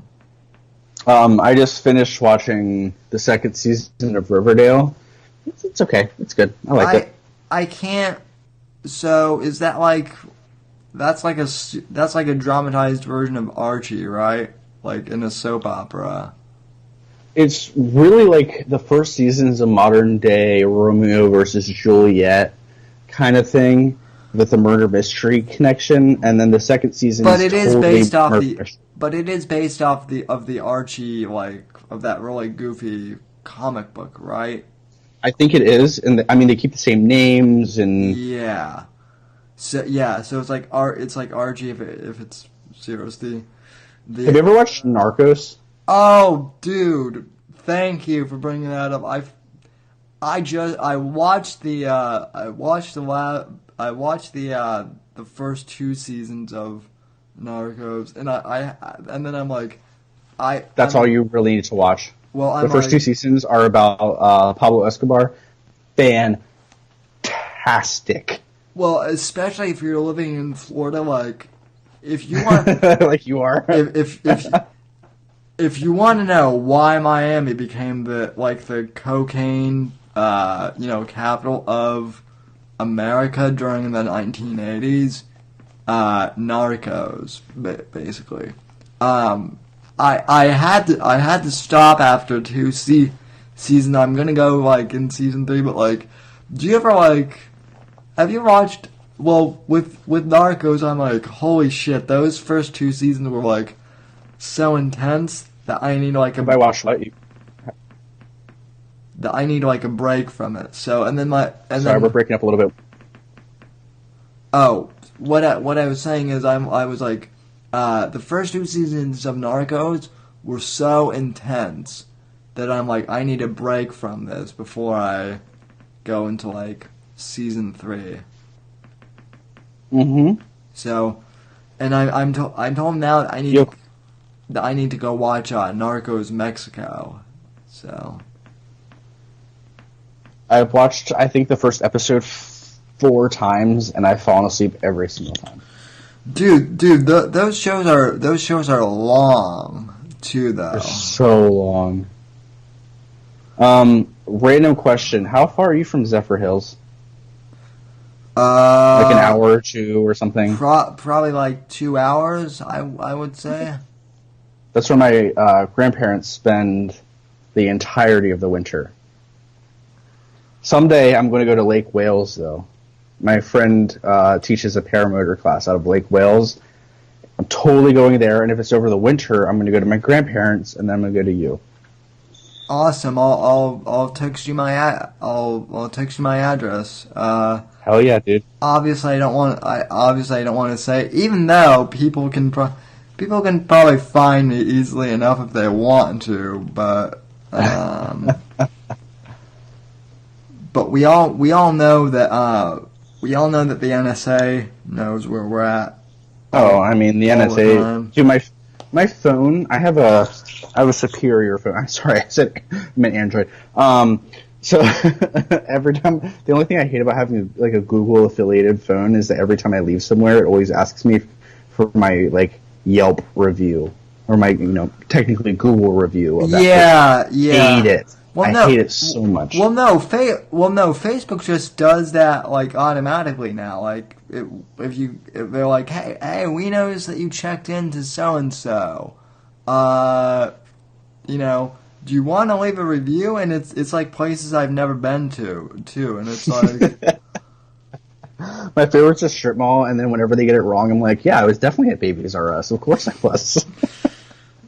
Never set foot in that fucking store ever. The weirdest one is I when I was going back to Denver, I had to fly it to go through like Dallas, and I was there for like 1 hour in the airport, and it's like, we would like to know your experience in Dallas. I'm like, the airport was clean. The bathrooms are good. So. Yo, I really, we need to set like a summer plan to go to like Denver, or even if it's not to your dad's house, to like Colorado Springs or I have friends in Denver. Like I just want to go to Denver so damn bad. Totally. Well, I want to go to Ohio. I know that there's nothing special out there in Ohio. Sorry, man. The only good thing about Ohio is the fact that they sell their liquor and beer at gas stations. That's the only good thing. They do that here though too, in Florida. Oh yeah.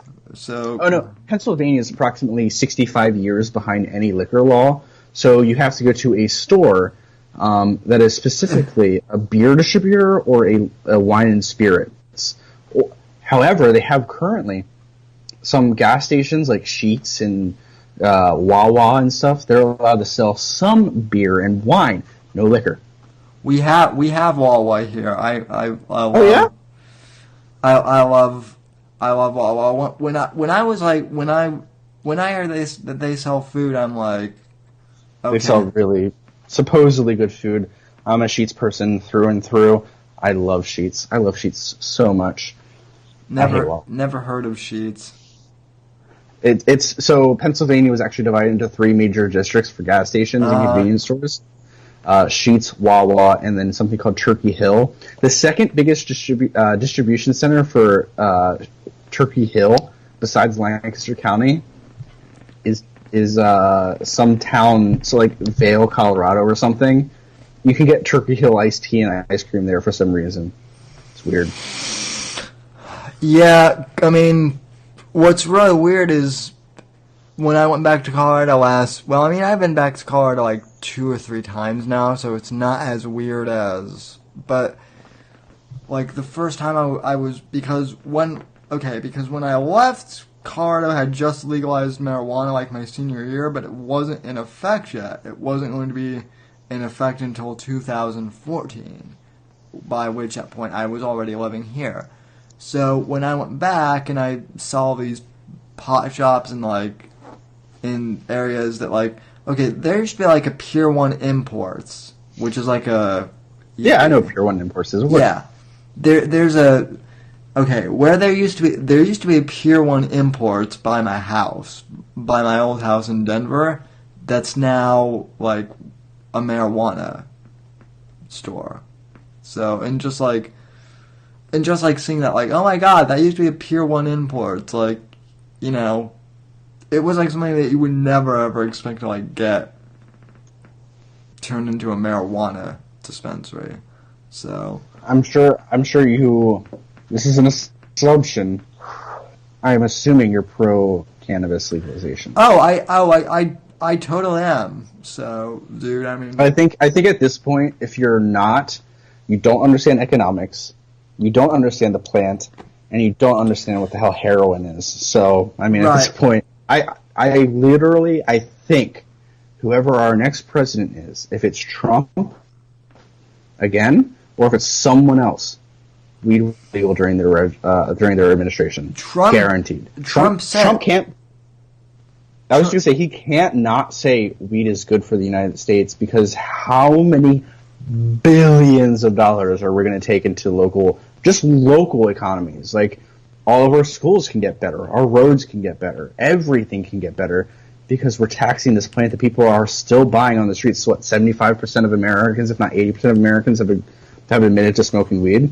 Like, make it legal. Tax the shit out of it. Trump actually said independently, and I say independently because obviously, you know, he's the president. Things have changed a little bit. But I remember when he was candidate Trump, he said that he was like actually okay with marijuana legalization. I mean, he's a businessman, so he understands the economics of this, and he's from New York, so the thing about Trump is Trump himself is a libertarian, you know, pretty much, I think. I mean, the thing that people don't realize is he ran on, like, both parties before, like, way back when. I mean, like, he ran in that, another foul ball, so who just, now we've got 2 dislikes. Okay, we've got 4 likes and 2 dislikes. Hey, at least 5 likes. Oh, okay. Yeah, it takes a little bit for the broadcasting software to do this. Josh, what numbers specifically? The cannabis ones, or 62% of Americans support marijuana legalization at most levels, if not all, and 74% of millennials. So, I mean, if it doesn't become legal during the baby boomers' lifetime, it'll become legal for sure.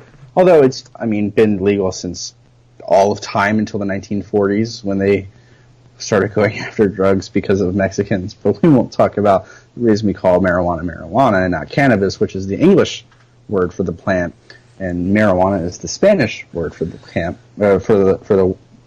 plant, because of institutional racism against Mexicans in the 1940s. So, you want to know why there's still such a holdout towards marijuana legalization? In my opinion, at least. Go for it. What's that? I know this is going to sound overly simplified, and that's because it is, but big fucking pharma. Big pharma. That's literally all it is. So, and if you guys can hear what I said as I leaned in super close to my microphone, it's big pharma and basically the pharmaceutical giants. This is what that... And paper. Yeah. Big paper. Paper too. So all of those times you thought that Dunder Mifflin from The Office was actually like a, just like a silly, just like a silly paper company where a comedy hijinks ensued. Michael Scott was really an evil paper conglomerate, opposed to the legalization of marijuana. No, but literally, I've done research. I've smoked marijuana a couple times, which, oh my god, I know. I have never. Yeah, right, Joe. Right, yeah. Well,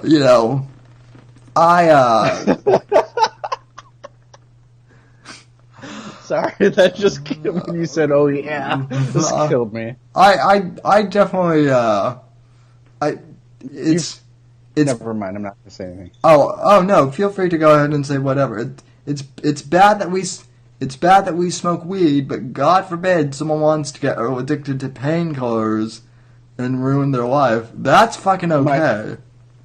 My dad had a real bad car accident. This is 15 years ago or something, like a long time ago.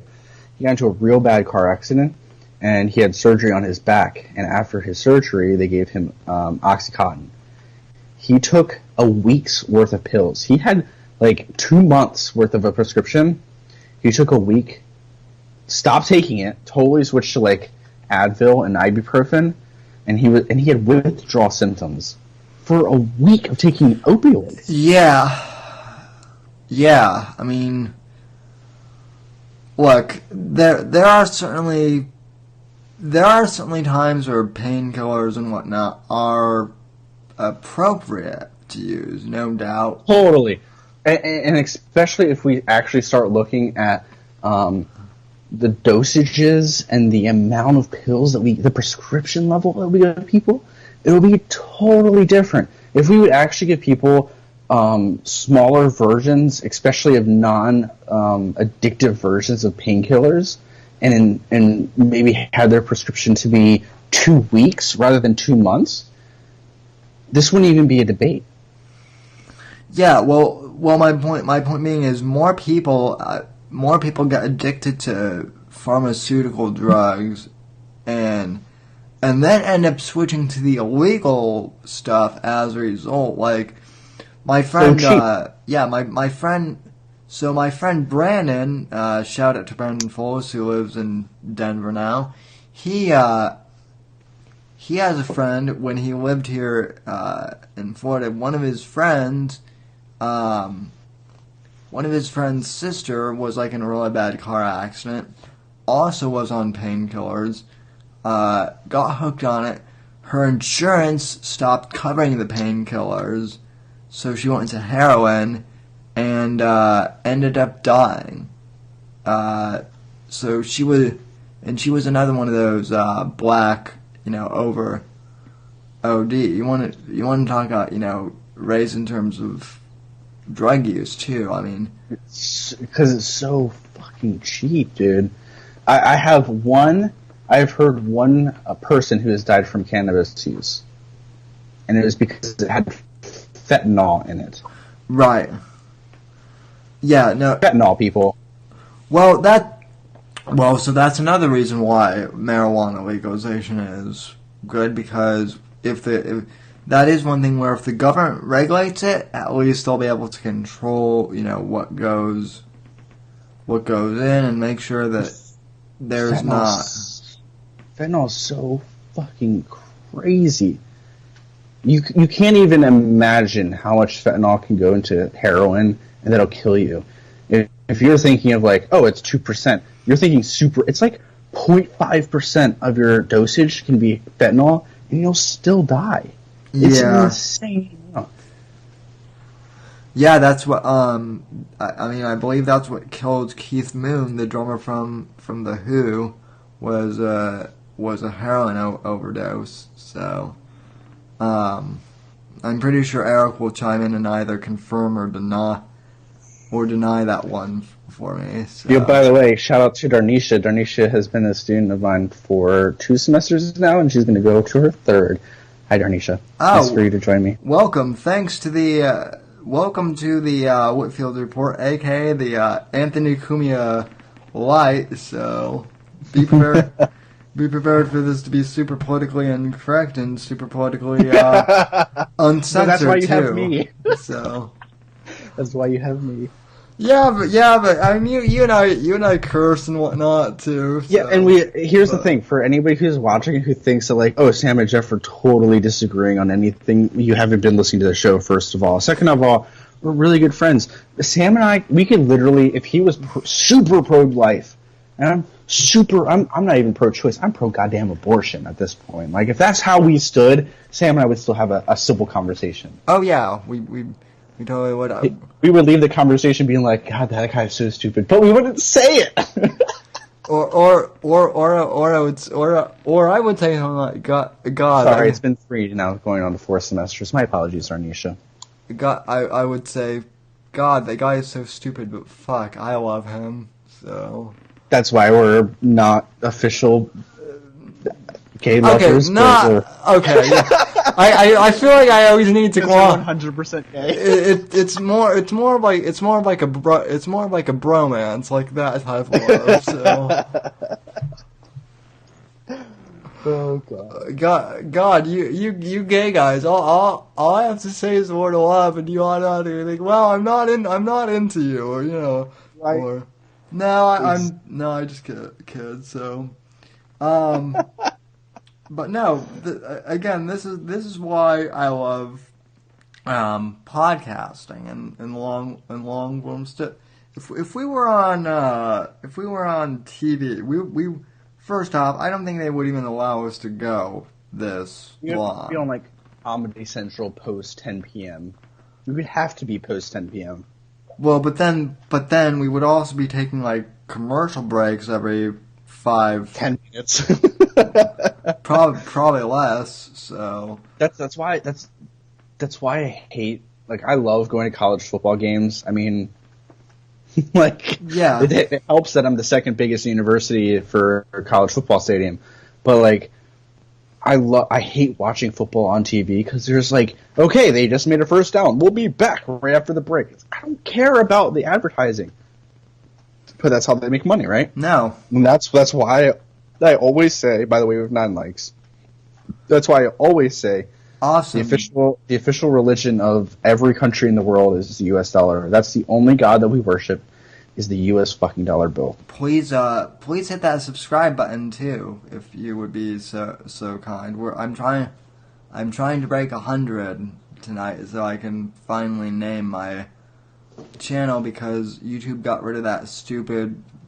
They made like a stupid rule that you have to have like 100 subscribers before you can enter in like a URL. So,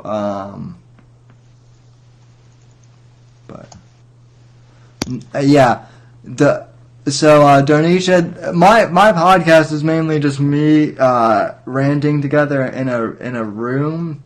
Yes, me. Mostly on my own. So and then I will have guests. So a little bit of background on me. I don't really want to say I'm a political commentator, because I talk way more about just politics now. I'm more of like a social and cultural commentator.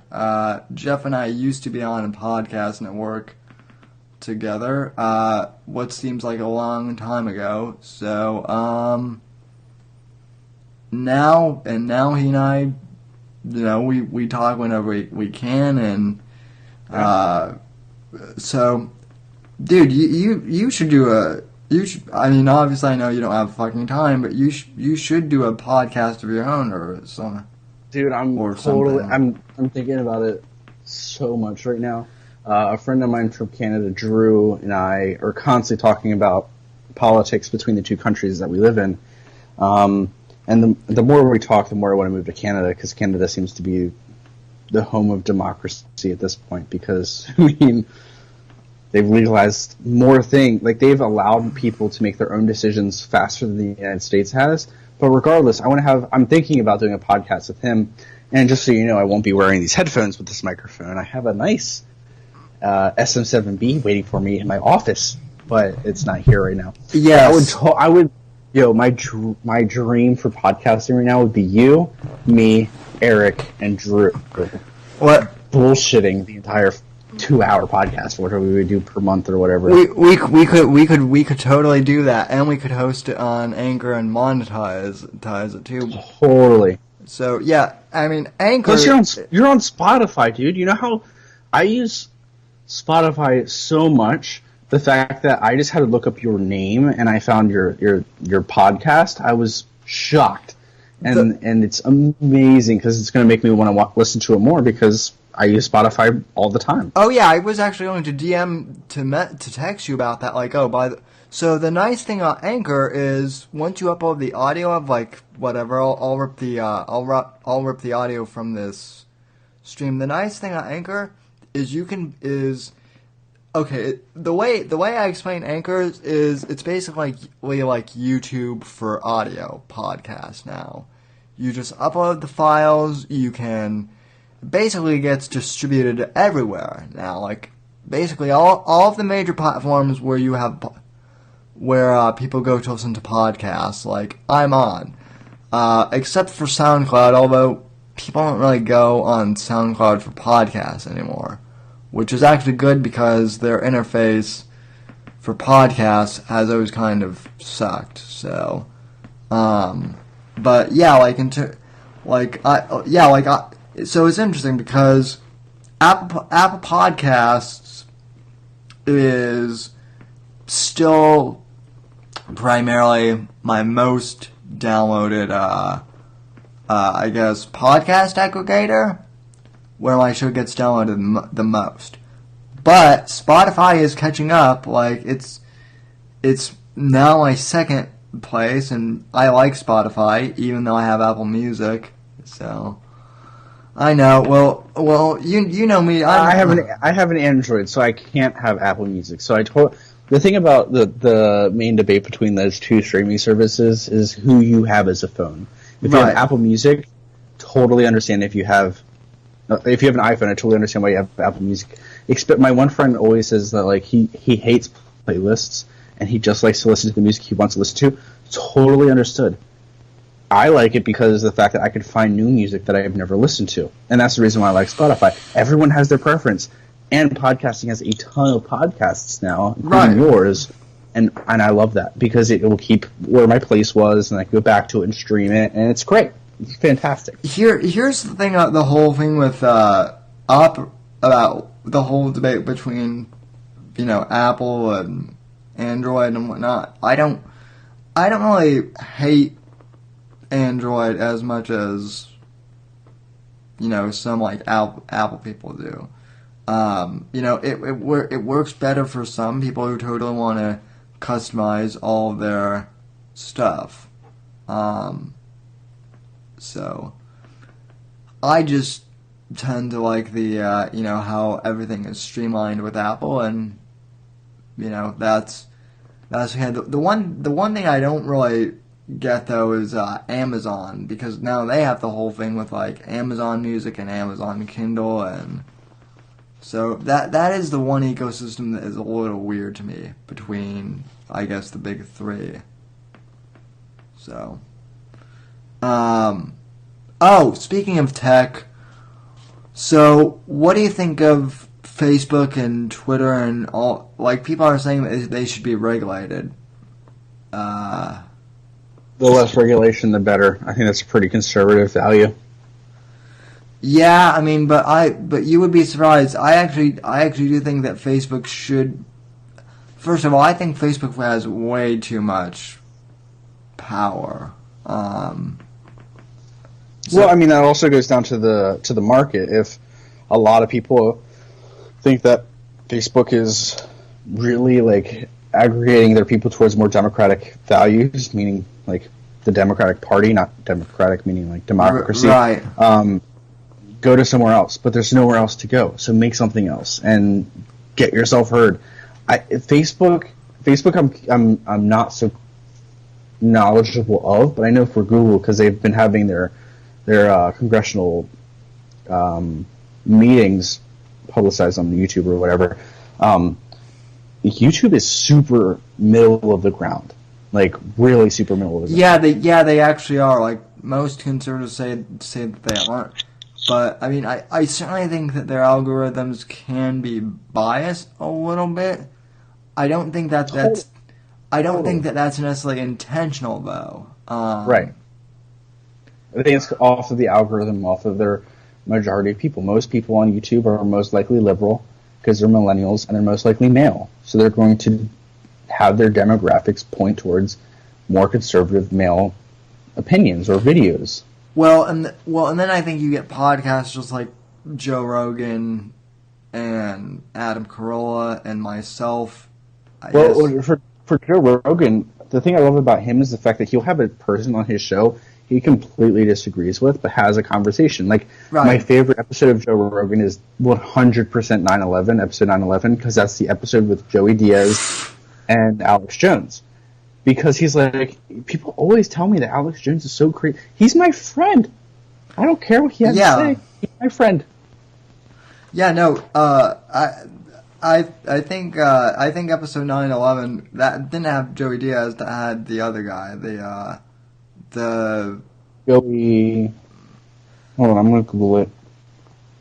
That was that also shows what a goof out. Eddie Bravo. That's what I'm thinking of. Eddie I'm Bravo. sorry, Diaz. I'm thinking of Eddie Bravo. Now, my favorite interview was that Rogan did this year was the Elon Musk interview that he. Oh my god! And he took one hit of a joint, and everyone's blowing up. His stock crashed because he had a hit of a joint. Are you? I know. Yeah, I actually went. If you look up the, I think I did an episode of. So I do a live stream podcast on Saturday, which is what this is, and then I upload the audio, and then I don't know if you saw. I also do like a Thursday audio only podcast too. That's the one I watched for your graduation. Oh yeah. So you got to hear my little rant about how valedictorian speeches are fucking overrated, which and awful. Yeah, which they've. Yeah, how was the marching band or your college's band? They weren't bad. The band was actually. It was about what I thought. The band was actually good. Yeah. But it was just like even the counselor was like helping me get up. They were like, okay, there's like 20 more minutes. This was like after everyone went through their name, and they're like, okay, there's 20 more minutes of bullshit, and then you guys can go. We actually got done with the ceremony at like 9:30, so it wasn't as bad as. When did it start? 8:30, 9 o'clock, or 7 o'clock? It started at 7. Like it ended around.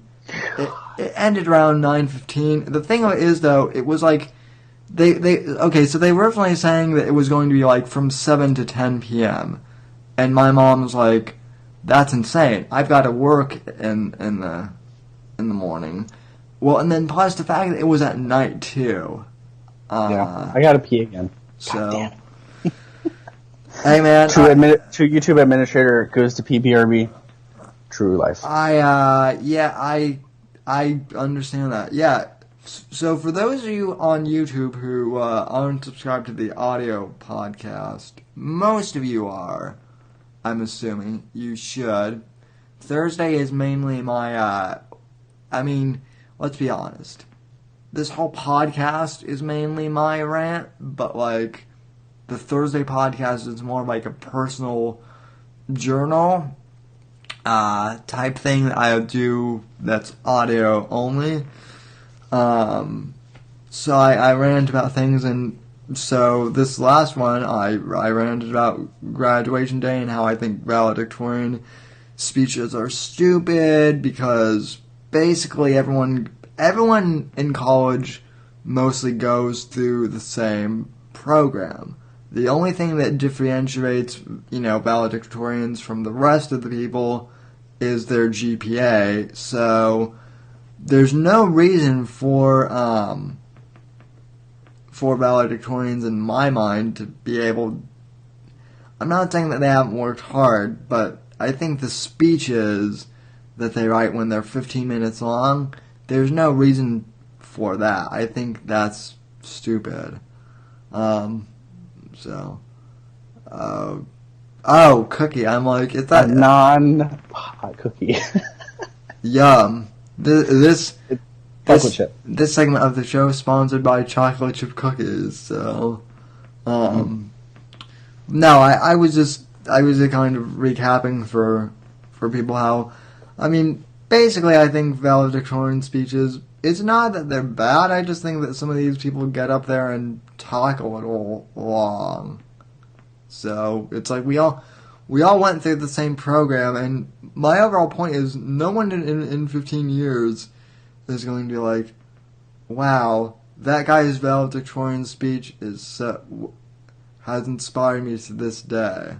It impacted my life greatly. In fact, I think I told the story of the valedictorian in my high school ended up like dropping out of college because he never. Okay, yeah. So one of the valedictorians in my high school who went up there and did like a whole speech. He went to CU Boulder, I think it was, which is a major party school in Colorado.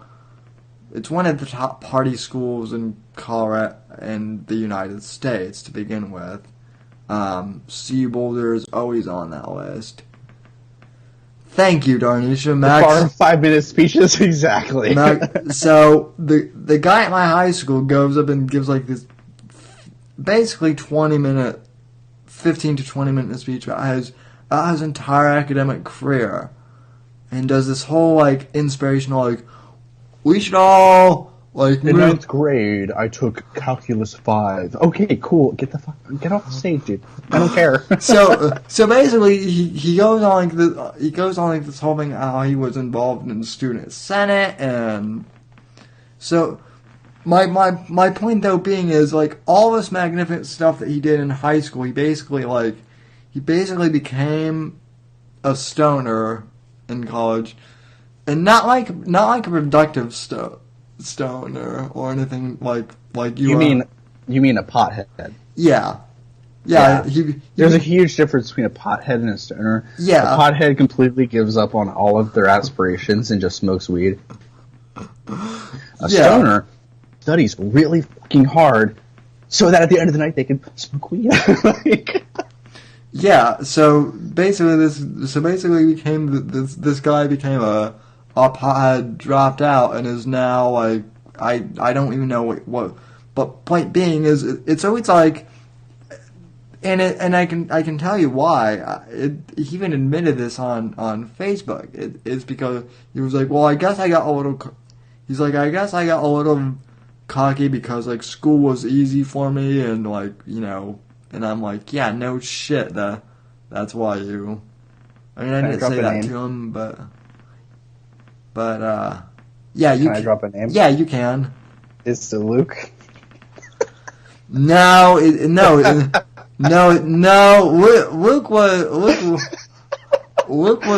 is the only person from your high school that I know. That's why I dropped it.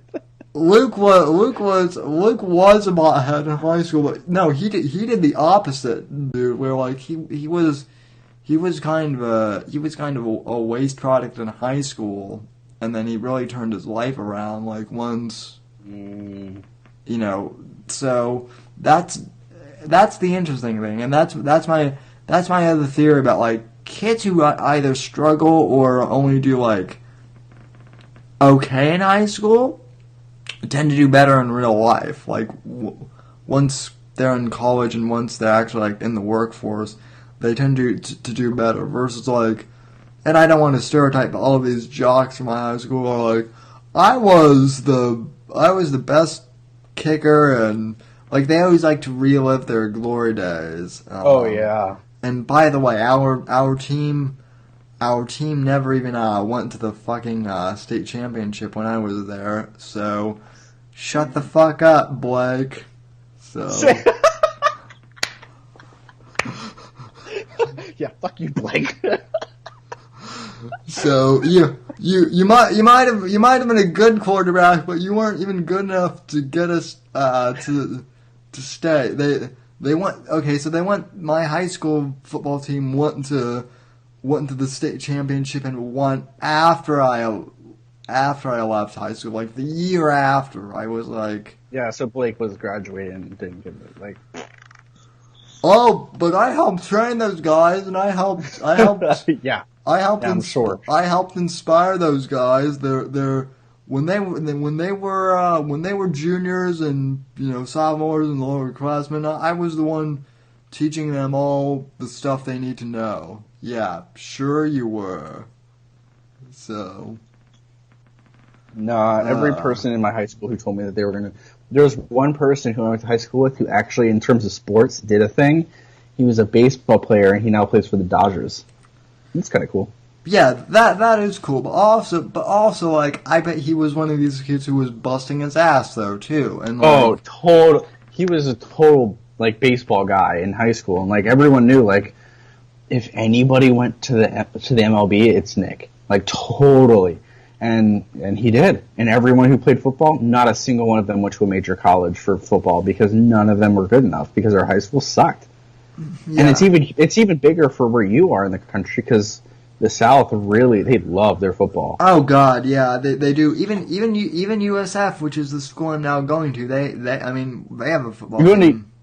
USF, University, what is that? University of South Florida. So South Florida, got it. I'm not. I was going to say, I'm not going to the big one in Tampa. I'm going to one of the satellite campuses, but still, it's... Hey, same degree. Well, same degree, and it's literally 15 minutes from my house, so I can... Oh, I don't blame you at all.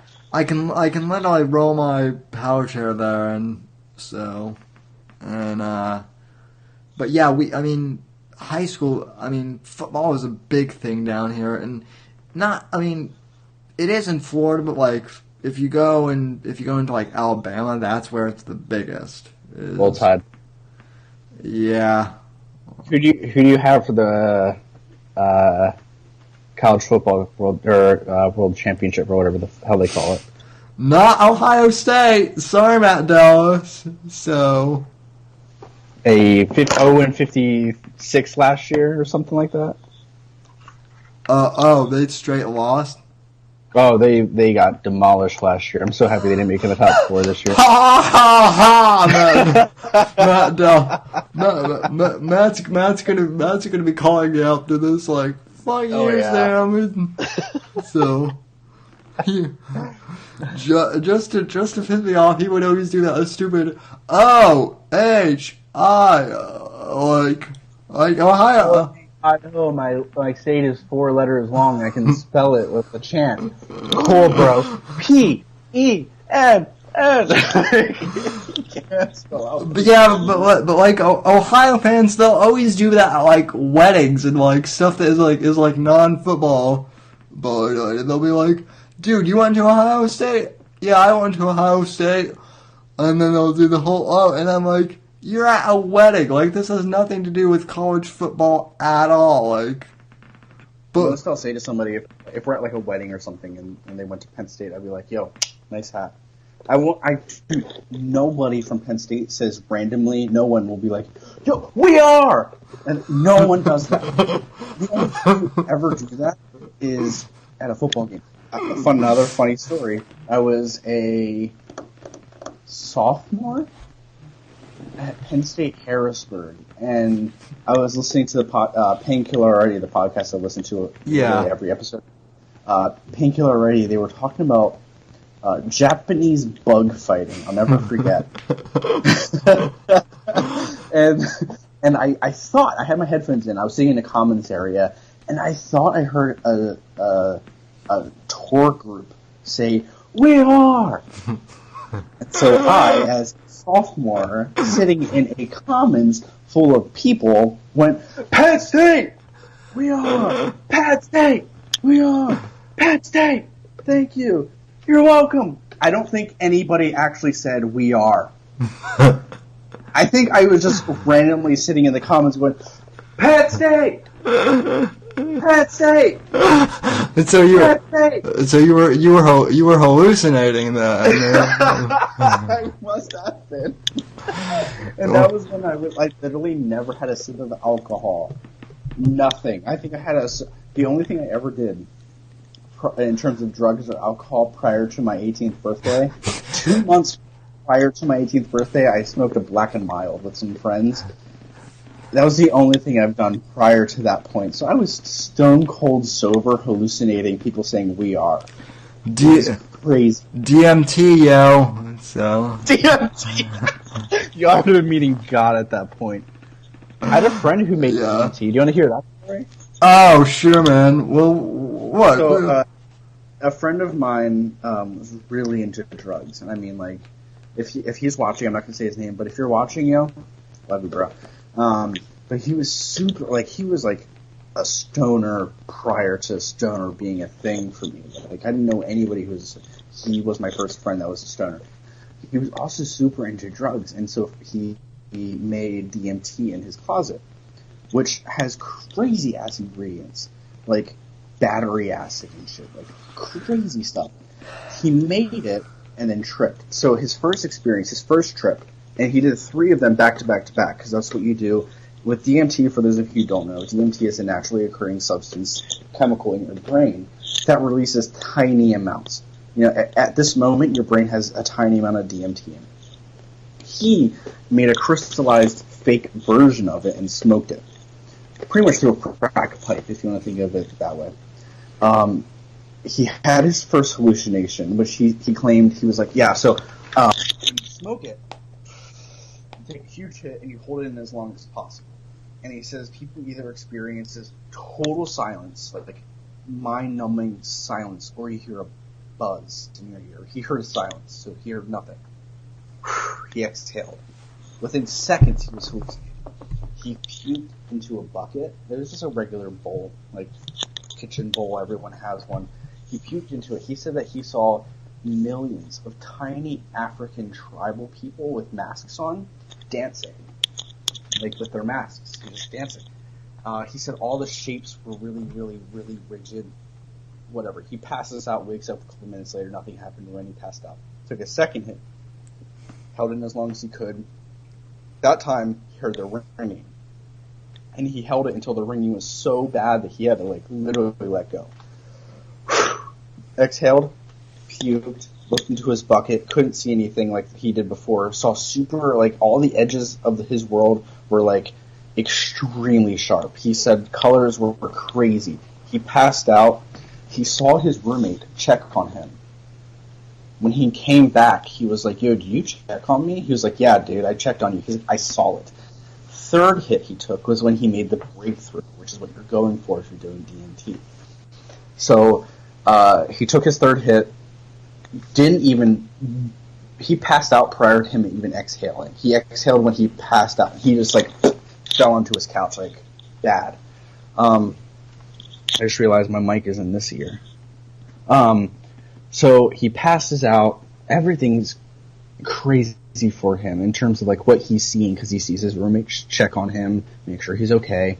And then he said he didn't even turn, but his body was forced to turn the opposite direction of his body, and he was shot through the universe, and he met God. He said, now normally I've talked to a couple people who've tripped on DMT. If you're watching this, I have never tripped on DMT. Don't really have any intention on tripping on DMT. Neither have I. Same and same. Right, but he said that he met God, and most people see God through one particular color. Some people have seen her every time. God is a woman, by the way. Every time someone who's tripped on DMT has told me, every time it's a girl. She is the green goddess of plants, or she is the purple goddess of the universe. People always see her in a distinct color. He saw her in rainbow, which was cool because it was, like, all encompassing. And he said that they talked, but not with words, through telekinesis. Like, God talked to him. They talked about his life and what he was doing, and then that was it. I've heard of that too, like that you telepathically. That goes to my theory too, that in reality we're all just forms of energy, and all this is just like a body bag, kinda. Totally. And he said when he came back, he felt super regenerated and, like, good about life, and then it was over. And it's interesting because when you talk to people who've experienced, like, life after death, where they, like, died but then came back, no matter if you're a Muslim, if you're a Christian, if you're Jewish, if you're agnostic, if you're an atheist, it doesn't matter, Hindu, Buddhist, whatever. Every person experiences the same thing. So if you ask me my opinion of God, I think that we're all God. We all are the super being that we are because of DMT.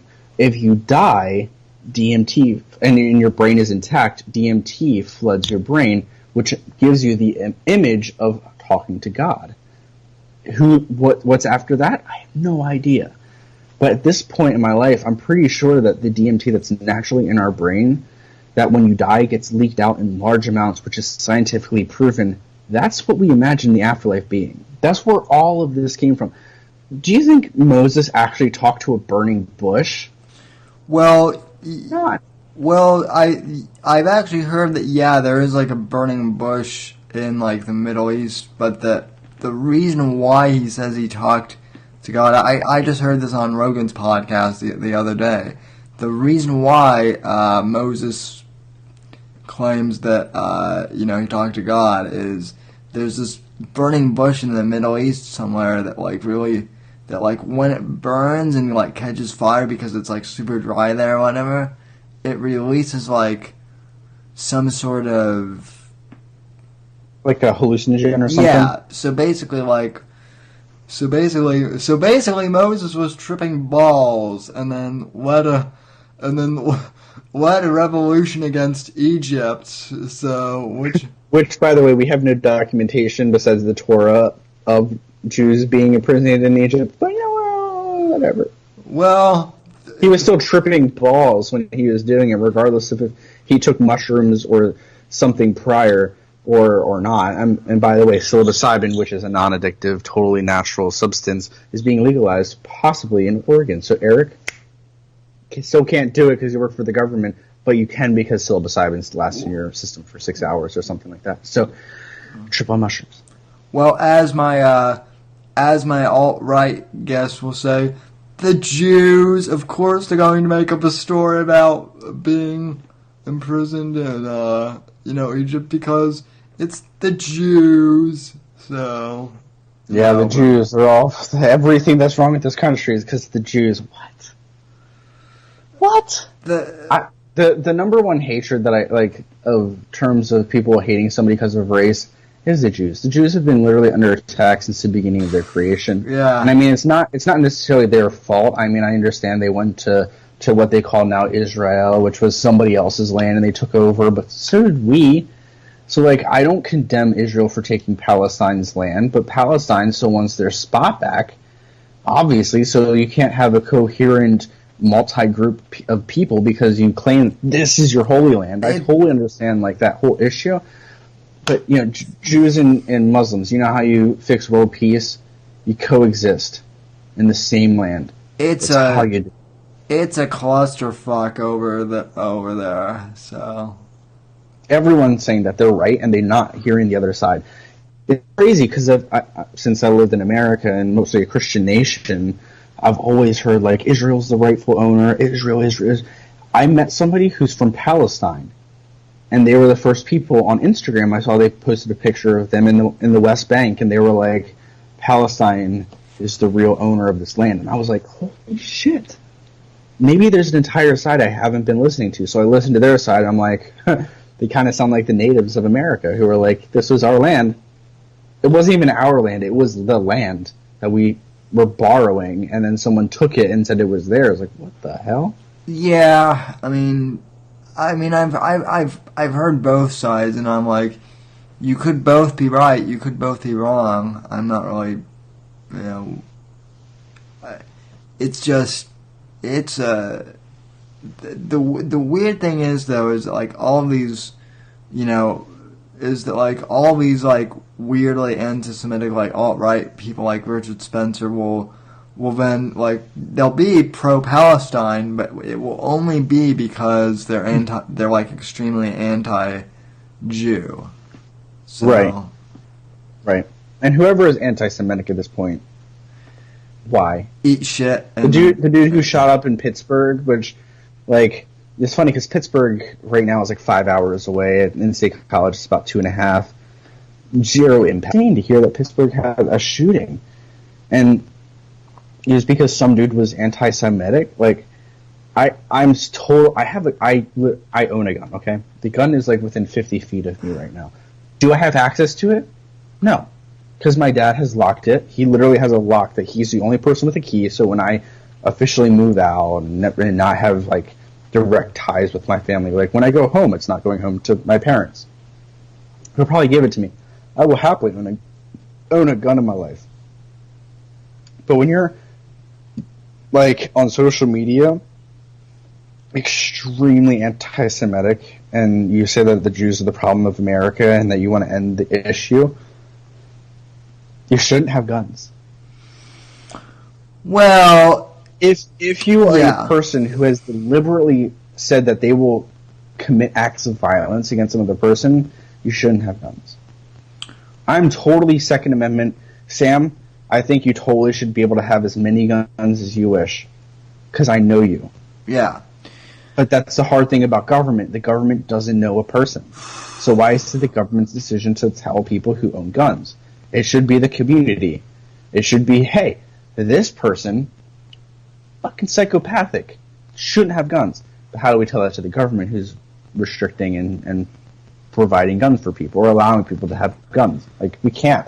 The weirdest thing, though, in regards to this whole gun issue is we don't. I know it's cliche. I know it's a cliche, but we really don't talk enough about mental health in this in this country. We really don't. Listen. To quote Dennis Mull on one of his recent podcasts, we could take away all of the guns, and people would still commit mass murder with sticks and stones and start, like, people who want to kill will find a way to kill. Like I did a podcast, and this goes to the incompetency of the federal government, just in general, but with the whole shooting it was here in Florida. I can't remember. It was the high school that, like, made all those high school kids really famous and made them political figures, even though they're high school kids and shouldn't. Parkland. Oh yeah, thank you, Parkland. The kid who did Parkland. Everyone wants to talk about the guns, but no one wants to talk about the FBI. The FBI was the police and the FBI were both notified. Like, I can't remember the exact number, so I'm not going to misquote numbers, but it was some astronomical number. Like, they had been notified multiple times that this kid is threatening to shoot up the school. Oh yeah, we'll check it out. We'll talk to him. Hey, this kid is. Thank you for notifying the FBI. Hey, this kid is. Now we're going to do nothing like the government always does.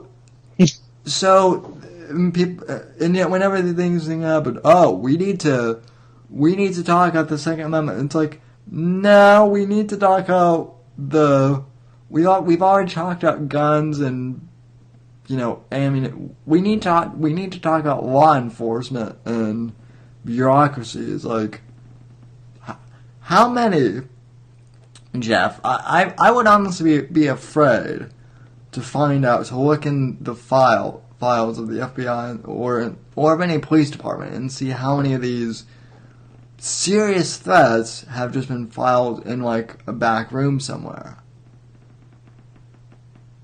Like that's what. Yeah. Like, that's what. I mean, it goes back to Brian, who's super against the police. It's back to his point, which is like they do whatever they want. Yeah, or they don't do whatever they want. So I mean, and even with the Parkland police, like the police, and the same thing happened with Columbine back in the 90s.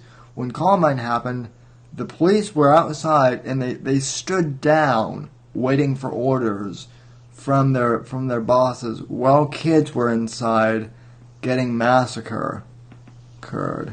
And then finally with Parkland, the only reason why the shooter got stopped was because one rookie cop was like, fuck this, I'm going in anyway.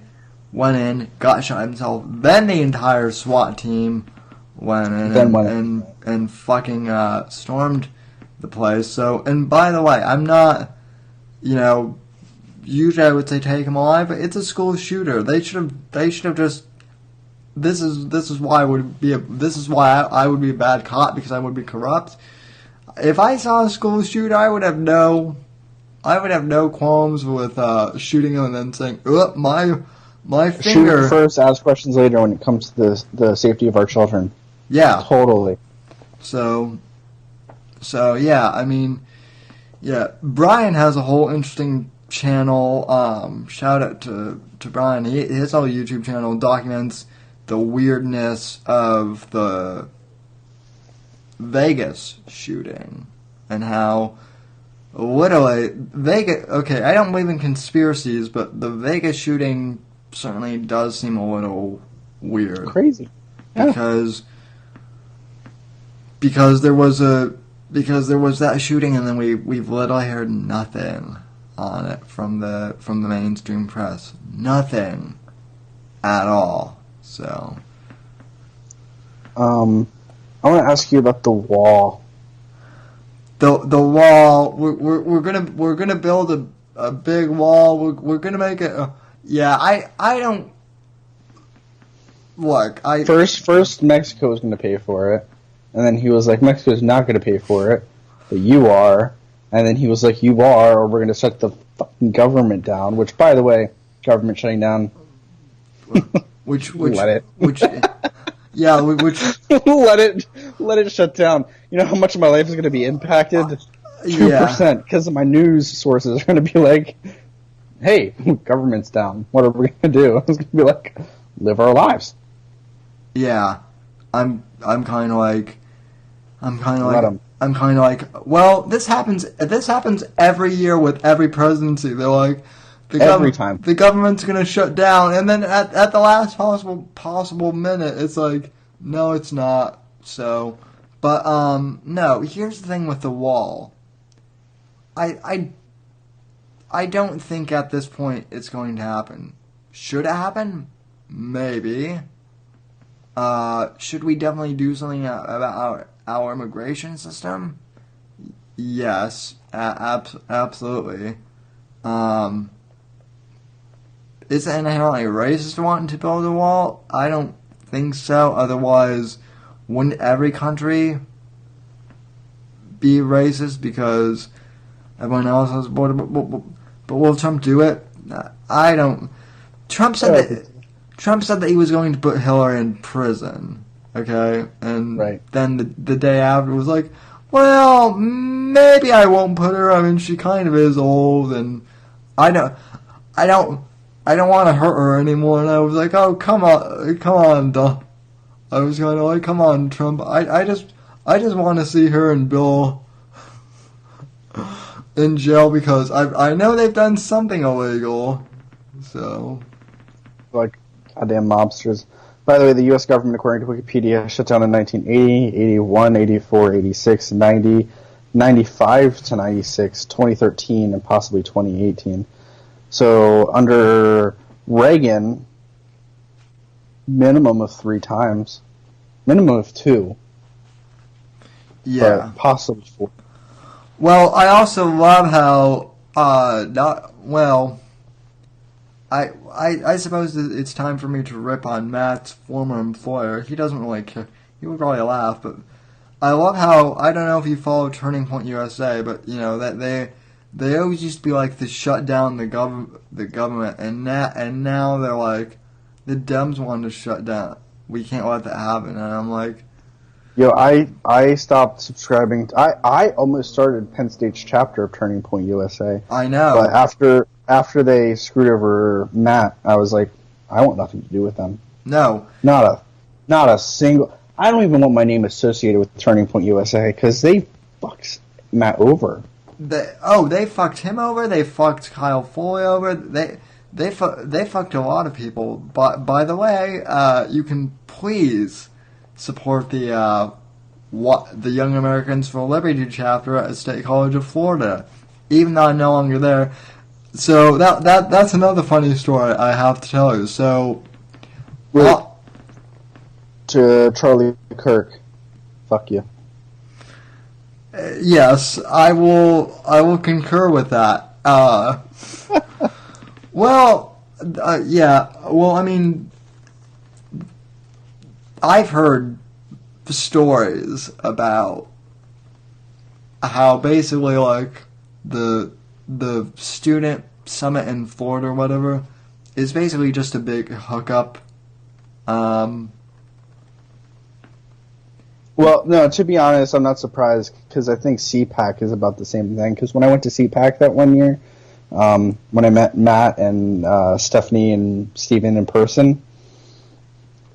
I went to Matt's apartment, like the hotel room he was staying at in the Gaylord, and good lord, every dude in there was talking about hooking up with some girl from the fucking convention, and it was insane. I'm like, bro, put your and Matt asked me for fashion advice, and I was like, I'm the worst gay person to ask about this shit.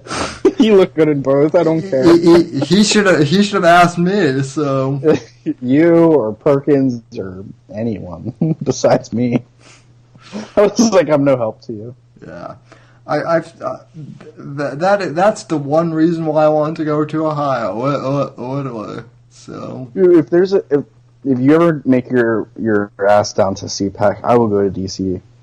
I might. I seriously might. But then again, DC is freezing in February. Dude, tell me about it. What's the temperature right now in your hometown? You don't have to say the town, but I'm going to AccuWeather right now. I'm looking up in Harrisburg, Denver, right or in Florida. In Florida. Let's see. Oh, by the way, I am wearing a sweatshirt. This is I saw. So, go Broncos! Although we're not. It's 61, which is actually cold in Florida. What's Broncos? Hold on, let me look right now. The score is currently 17. Oh, they lost. Yeah, by 1 point. Yeah, we've had an intermittent year. Yeah, it's 45 degrees and raining right here in Harrisburg right now. So well, at least it's not snowing. It's not snowing, but at this point, I'd rather it be 30 degrees and snowing than 45 and raining. I would much rather have the snow. Dude, it rains here so much. I kind of feel you on that. So. Yo, Ireland, no kidding. Actually, it rains there every day, but it's like a mist. Yeah, love it. Favorite country that I've been to outside the U.S. by far. Oh. Yeah, maybe we ought to go to if we really wanted to. This is when both our podcasts need to get like super big money. We need to get like some major really big sponsor. Maybe get Guinness or something to sponsor both our shows. Go out to Ireland, do a podcast in a pub, and just get shit faced. So, dude, I would be sit down for a drinking episode. So I think Kumia did that one year on Compound actually. So, damn, we've been going for a long time. Yeah, we've been going for about 2 hours and 27 minutes. Jesus Christ! Only one dislike from Gabe. Sorry, Jeff got on your bonnet, Gabe. But as you know. I have guests who I don't always agree with. Or yeah, I'm gonna go to the bathroom one more time, and you wanna end the show after that? Sure, we can wrap this thing up. I think. Give me 1 second. So I think this is my second longest episode. Thanks for the 9 likes and dislikes. By the way, I rarely do this, but for those who are interested, you can follow me on Twitter and Instagram at @SMD_NDC. You can, thank you, Meister Stillwater. I really appreciate your, compliment, I guess. Anyway, you can follow me on Twitter and Instagram at @SMD_NDC, Gab at Sam Whitfield, Facebook.com/Whitfield Report. Subscribe to the podcast on Apple Podcasts and all that sort of stuff. Also, please subscribe to the channel, and I would really appreciate that. I'm at I think 80 9 subscribers, looking to get to 100 so I can finally give this thing the official URL of youtube.com/Whitfield Report. So, but anyway, while you were gone, I was just reading over my contact info and seeing that we have 9 likes and 1 dislike. 10. For me, it's 10. Oh, 10. Yeah, let me refresh. Darnisha tweeted, in my 19 years, this has been the most random and wild conversation I've ever witnessed. The Whitfield Analysis, Saturday, the return of Jeff Hamill. Retweet. I appreciate this. I appreciate that. I'll take that as a compliment. So, I don't think we've been the most random, though. I've heard Joe Rogan go on some pretty hour-long fucking stories about random shit. 4-hour random long podcast. We're doing 2. This is nothing. So right. Anyway, Jeff. Also, while I'm on air, I might as well see if there's a way I can make you like a. Do I need to be live in there with on the page to make you a mod, or you might have to be. Okay. This is gonna get trippy, folks. Hang on, I'm actually gonna log into the chat as the Whitfield Report to give Jeff the wrench. So I commented hi, so you can find my name quickly. Of course we all know Jeff has a big wrench as is. Wink wink. Wink wink. So. Oh, how not wrong you are. But yes. Allegedly, right? Oh. Yeah. Well, that was weird. I just can you still hear me? Yeah, I can hear you fine. Okay, yeah. I activated Siri on my Mac, so I was like, oh crap. But what a bummer. Yeah. Anyway, though. This was a ton of fun. 2.5 hours bullshitting with my old friend Sam. Definitely want to do this again, and I'm actually considering for the new year to restart the old podcast, the JHP, and getting some friends on there and talking. Maybe it won't be every week. Like you have like multiple shows a week. Maybe I'll do. I only do 2 times per week. I know people are like, well, you only, but dude, I know people who do podcasts every day, dude. I mean, you did a shout out for one of the guys on Anchor, and you said he did like 20-minute podcasts, but they're every day. It's like that's insane. Yeah, it really is. Yeah. It really is insane. Okay, what is it saying? Error making local recording. That's fine. This is all getting archived on YouTube anyway. Hopefully. By the way, vaping on all show long. Baja Blast. Fantastic. If you're a fan of the drink, check out the vape juice. I don't have a brand. I'm not selling out, but Baja Blast, fantastic. You don't vape at all, do you? You just smoke cigars? No, I've thought about maybe getting into vaping just because I've heard that you can get vape pens and take them on campus. That's the one. But I don't know. I've also heard that the vape, you get holes in your lungs if you do that. So we're all gonna die from cancer anyway. Yeah, I know. Eric's saying only 2 times a week. I know, Eric, but believe me, and compared to dude, Adam Carolla, you think Joe Rogan? Adam Carolla, who kind of started podcasting, he does multiple podcasts a week. He does 7, 8. Yeah, He's made podcasting just on his into a multi-million-dollar thing. It's insane. Yeah, the dream.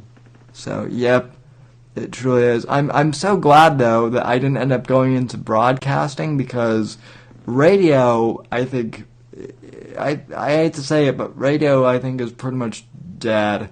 DOA. With the arrival of podcasting, which you and I were both, kind of on the forefront of, I think radio is dying / already kind of dead.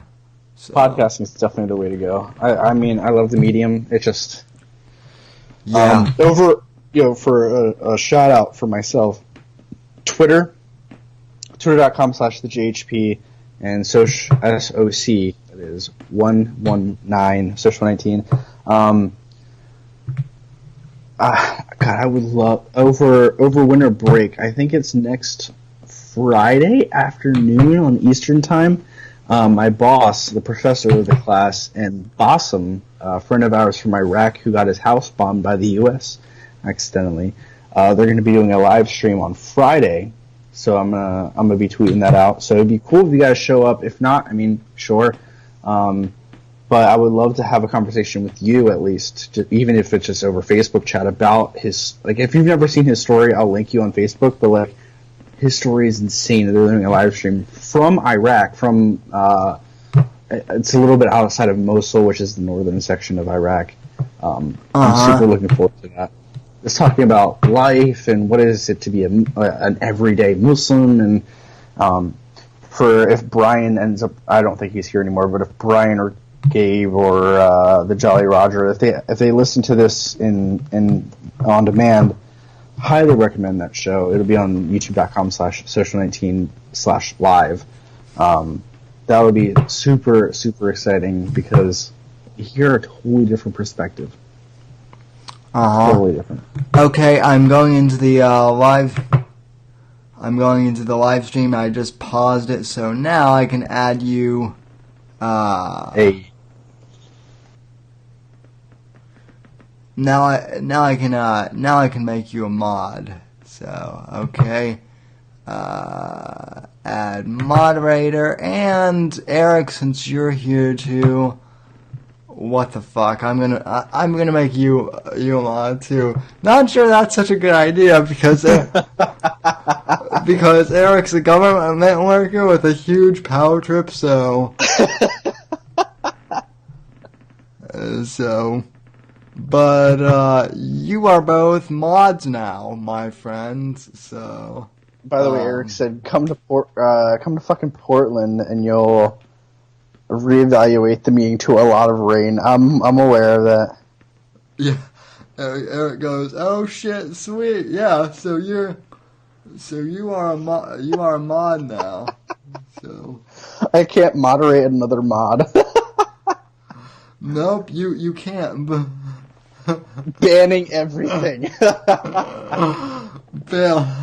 For those of you who are listening on demand, you really need to watch the show live because the YouTube chat has been hilarious this entire time. You do, but please also continue to download the audio podcast because always that's how I make my money, because ban Jeff.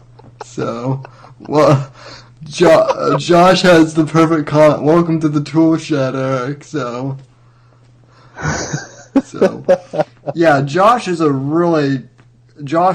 is a really good guy too. So I'm surprised Zach hasn't showed up.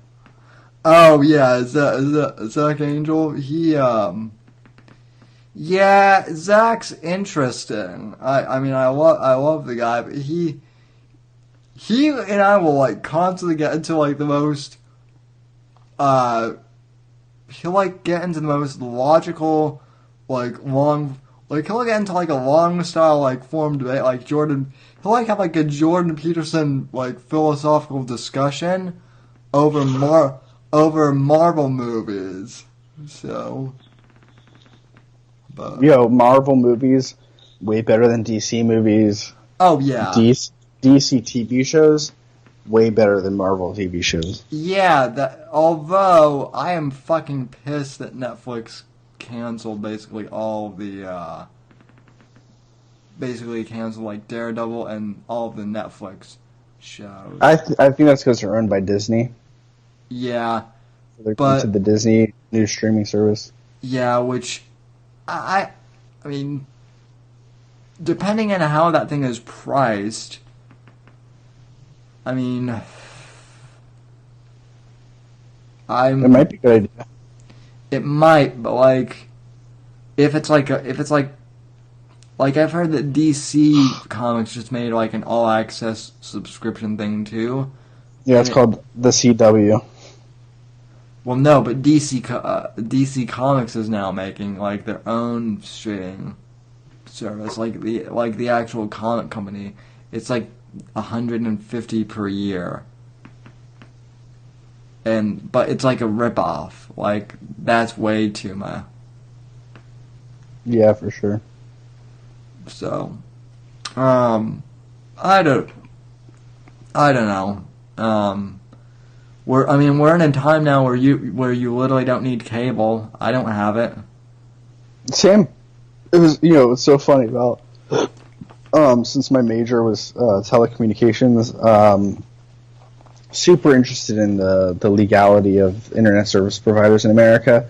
And it's super funny because my parents, throughout most of my high school years, were like, internet's important, but it's not the most important thing. And I would rage because on like Xbox Live I was lagging Gears of War and Call of Duty, and they're like, it's nothing. And then my parents quit cable, well, technically DirecTV, but same shit. Right. They quit cable and went to Sling, all on the internet. By the way, Sling is headquartered in Denver, Colorado. I know that. So. Yes, and they're off of Dish or whatever. But as soon as they got Sling, they were like, oh, internet actually means something. So now we have killer internet here because my parents stream all of their TV. Yeah, whereas my mom, once we moved here, was like, fuck it, Netflix and whatnot is going to become so huge, like, we're not going to need, we're just going to be able to stream all our content. And she was right, so we canceled, we have Frontier here, formerly known as Verizon Fios. They were charging us for cable, phone, and internet like $200 a month. No, $250 a month. Now we just have internet for $60, and we have like top tier. Oh yeah. So yeah. They're always trying to push you towards some stupid bundle. My boyfriend lives outside of Gettysburg area, like the Battle of Gettysburg, that area. Comcast is literally practically across the street. Oh yeah. Not at his place. They have DSL modem BS, and I called Comcast and I was like, so how much would it cost to get internet at their house? And they were like, we can't. Which goes on, we could do a whole podcast on internet service. Oh, yeah. And how awful the monopoly is and how the U.S. government should not be supporting it. We should allow Time Warner, Comcast, Fios, Google Fiber, any other type of, all of them across the U.S. Your area of coverage is the entire United States. Figure it out. Yeah, that whole thing of net neutrality. Well, the government needs to step in, and now it really... Well, with net neutrality, I kind of understand. I mean, Netflix uses 30% of the worldwide bandwidth, and that's a lot. And so, yeah, you can make them pay a little extra. It's a lot, but think of how massive their servers are, though, too, just to like power that shit. So most of Netflix is based off of Amazon Web Services. I know that. Well, same with my dad's company, Salesforce. They have a lot of their own. Your dad works for Salesforce? Yeah, my dad works for Salesforce. So I'm going to USF now. I'm studying what they call technical communications, which is, it used to be called technical writing because like pre-internet, it was basically like writing instruction manuals for products, which is super boring, but now it's like more into like public relations and whatnot for companies. And yeah, my dad is already kind of, he hasn't directly said it, but I know he's pretty much already kind of recruiting me to work for Salesforce. Take it. Take it. Yeah, that's pretty much, I think, I'm going to be making, maybe not right away, but eventually as a technical writer, just in the field in general, I could make $500,000 a year, $500K, that's not... Dude, the amount of money that I'm making, you'd be like, and you're doing that full time. The coolest thing about my job is the fact that I live stream twice a week, and I know more about live streaming than anybody else at the university. Yeah. So I have a really cool opportunity to become one of the heads of live streaming for Penn State. Potentially, nothing's set in stone, anything could change, but that's where my trajectory is going, and it's totally by happens. What is the phrase called? Happenstance. Like, it just so happens that I'm in this situation because of things that happen in my life, and you're in the same boat. You're like, yeah, my dad might get me a job. Take it, dude. If you don't need a master's degree, don't fucking do it. I'm going for my master's next year because I need it to go past Penn State. Like, don't take it. If you're moving back to Denver, take it, and then send me your address, and I'll be there. Well, that's the interesting thing. So I might still be hearing for it. I might. Either way, I'm probably gonna be traveling and working a lot, with like my dad, because he travels, and going.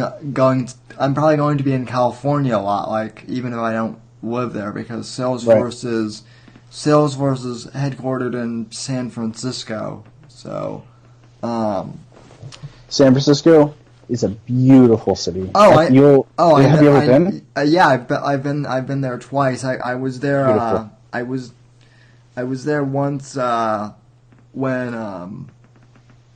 I was like going into my freshman year of high school, and then I think I went back like my junior year, if I'm not mistaken, of high school. But yeah, it's been a while. People are always like, "Oh, you need to go to LA," and I'm like, "Have you been to San Francisco?" No, but and I'm like, I've never. San Francisco has the most beautiful weather because it's the same 20-degree difference all year long. Yeah. If you're like me and you absolutely love wearing jeans and sweatshirts, that's the place you need to go. And I mean, I knew we were supposed to end like 20 minutes ago. That's fine, man. That's what we do, right? That's why I love this. When I was in San Francisco, I went for a week between my junior and senior year of college for a friend of mine's 21st birthday. She lives in Mission in San Francisco, 2 blocks away from the Princess Diaries house, by the way.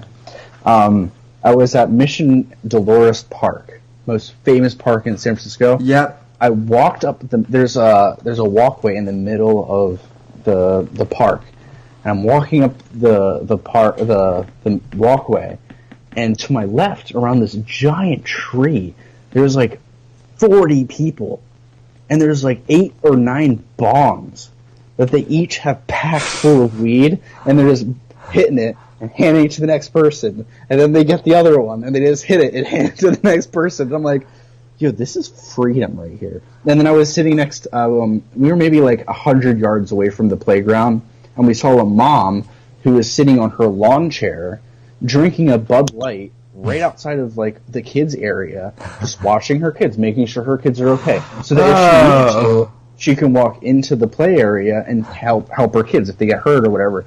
I'm like, yo, that's how America should be. We should be able to drink beer or smoke a joint or whatever, and as long as we're coherent and we're able to help our kids. If you're getting to the point where if you're incoherent and you can't help your kid, obviously you've gone too far and you need help.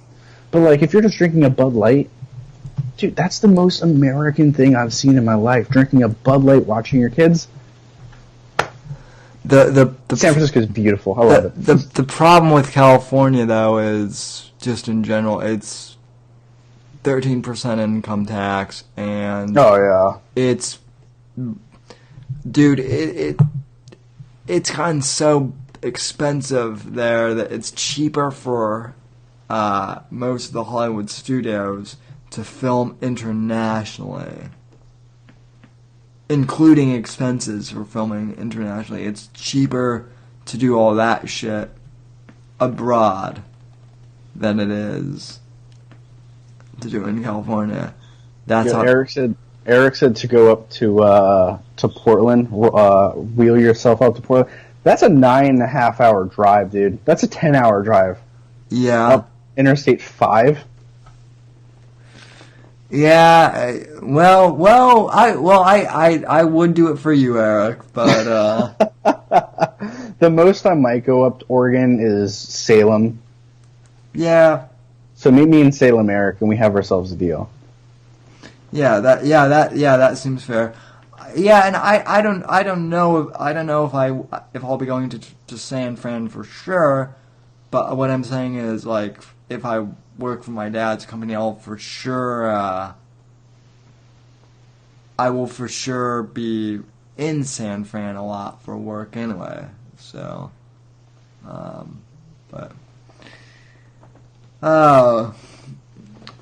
he can wheel his way up. Oh, by the way, Eric, you and I need to talk again. I just finished Peter Townsend's autobiography, so that was neat. But anyway, Jeff, one last question before you go. What are your plans for Christmas? Do you have time off at all, or? Yeah, so for the next work week, I'm working from my parents' house, which is super exciting. But that's why I have 2 PCs here, because I have like 30 projects to do within 5 days. And then starting next weekend, I have off until January 1st. And then on the 2nd, I'm headed back up to University Park State College and working. So I'll be home next week. Next weekend, I'm going to Norfolk, Virginia with my family, and then having Christmas down there, and then heading back up. And then during Thanksgiving was the first time that my parents, not my parents, but the rest of my family, like my aunt and uncle and cousins and grandmother, met my boyfriend. And so I'm really hoping that we're able to have him come for Christmas as well. That would be really sweet. So by and large, my roommate from college, which I don't know if you even know this, but the roommate that I had in my junior year of college, my first year at like University Park, like the main Penn State campus where Beaver Stadium and the football program is. The first semester I was there, I met a guy named Dimitri, who is from a tiny island nation off of the coast of Madagascar. He actually ended up becoming super close friends with me, getting an internship, moving to Lancaster. His mom, he still lives with my parents. He has a job in Harrisburg. He lives with my parents, and his mom came from Africa over. And so she's here for the new year, and it's amazing to have her here, nonetheless. The fact that besides her awesome accent and the two of them speaking in French back and forth, I just love her being here. So Christmas should be really, really cool because I'll have Dimitri and part of his family, my family, hopefully Michael, and then I'm going to definitely be going over to his family's house. And the following weekend, we're going to D.C. to go shopping. So Fun, yeah. Crazy the next 2 weeks. I'm taking it relatively quiet this Christmas. I went out for Christmas to Denver last year and stayed there through New Year's. So I was gallivanting all around the state last year. So last year was my crazy Christmas. This Christmas, I'm just staying here in Florida. Things happened kind of crazy for the past week because I think I said in the Thursday podcast, I had finals on Tuesday, and then I had like a day of prepping for graduation on Wednesday. I had graduation on Thursday, then I went to register for stuff at USF on Friday, and then I had the podcast tonight. So are you starting there next week, or not next week, next semester, or are you going to wait until the fall? No, I'm starting there. I'm starting there on January 8th. So Tuesday. Oh, really? Yeah, I'm taking I'm taking one class on Tuesdays and then one class online. So I'm officially starting my master's program next fall. So you're gonna be back in school again too. So well, I'll only be taking like maybe 1 or 2 master's courses. Here's the way it's going to work. For next year, I'm going to be having pretty much the same job as I have this year, but I'll be getting benefits. Like if after I turn 26, I'll have health insurance and full-time pay, like better pay. And then I also get discount, like a huge discount at tuition. And so I'm going to be taking some master level courses next fall just to say, hey, Belisario College of Communications, I really want to take your master's courses. Can I do it without taking the GRE? And so then I'll hopefully go get my master's. Wait, Belisario, as in the guy who the guy who made NCIS. That, oh my god, his family. He donated like $60 million to the College of Com. Literally the semester that I was graduating. Oh, okay, that explains it. So Penn State's College of Communications is now called the Donald P. Belisario College of Communications because of how much money he's donated. So I was actually one of the first graduates of the Belisario College of Communications. Wow. Right? So are you even an NCIS fan though? That's Actually, I'm not. And the first time that I heard his name, I was like, "Who is he?" And my mom was like, "NCIS, of course." Like, I have no idea. I like the original NCIS. My grandmother watches it all the time. She kind of has a crush on Mark Harmon, I guess, but anyway, yeah, that's interesting. So, well, that's good that you're having a good holiday. And look, dude, thanks for coming on the show. I really appreciate it. It was absolutely a pleasure. It's been a blast catching up. Sorry, my one, quote unquote fan left. But hey,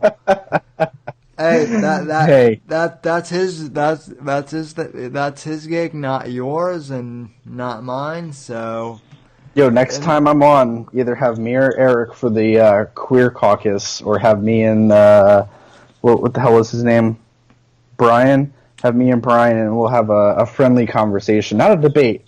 We'll have a conversation. Right. Well, yeah, we'll have a friendly conversation. In the meantime, though, we got 9 likes and we got 10 likes and 1 foul ball. So not bad. So not bad at all. So anyway, folks, thank you for tuning into the podcast. Thank you for actually tuning into the last live show.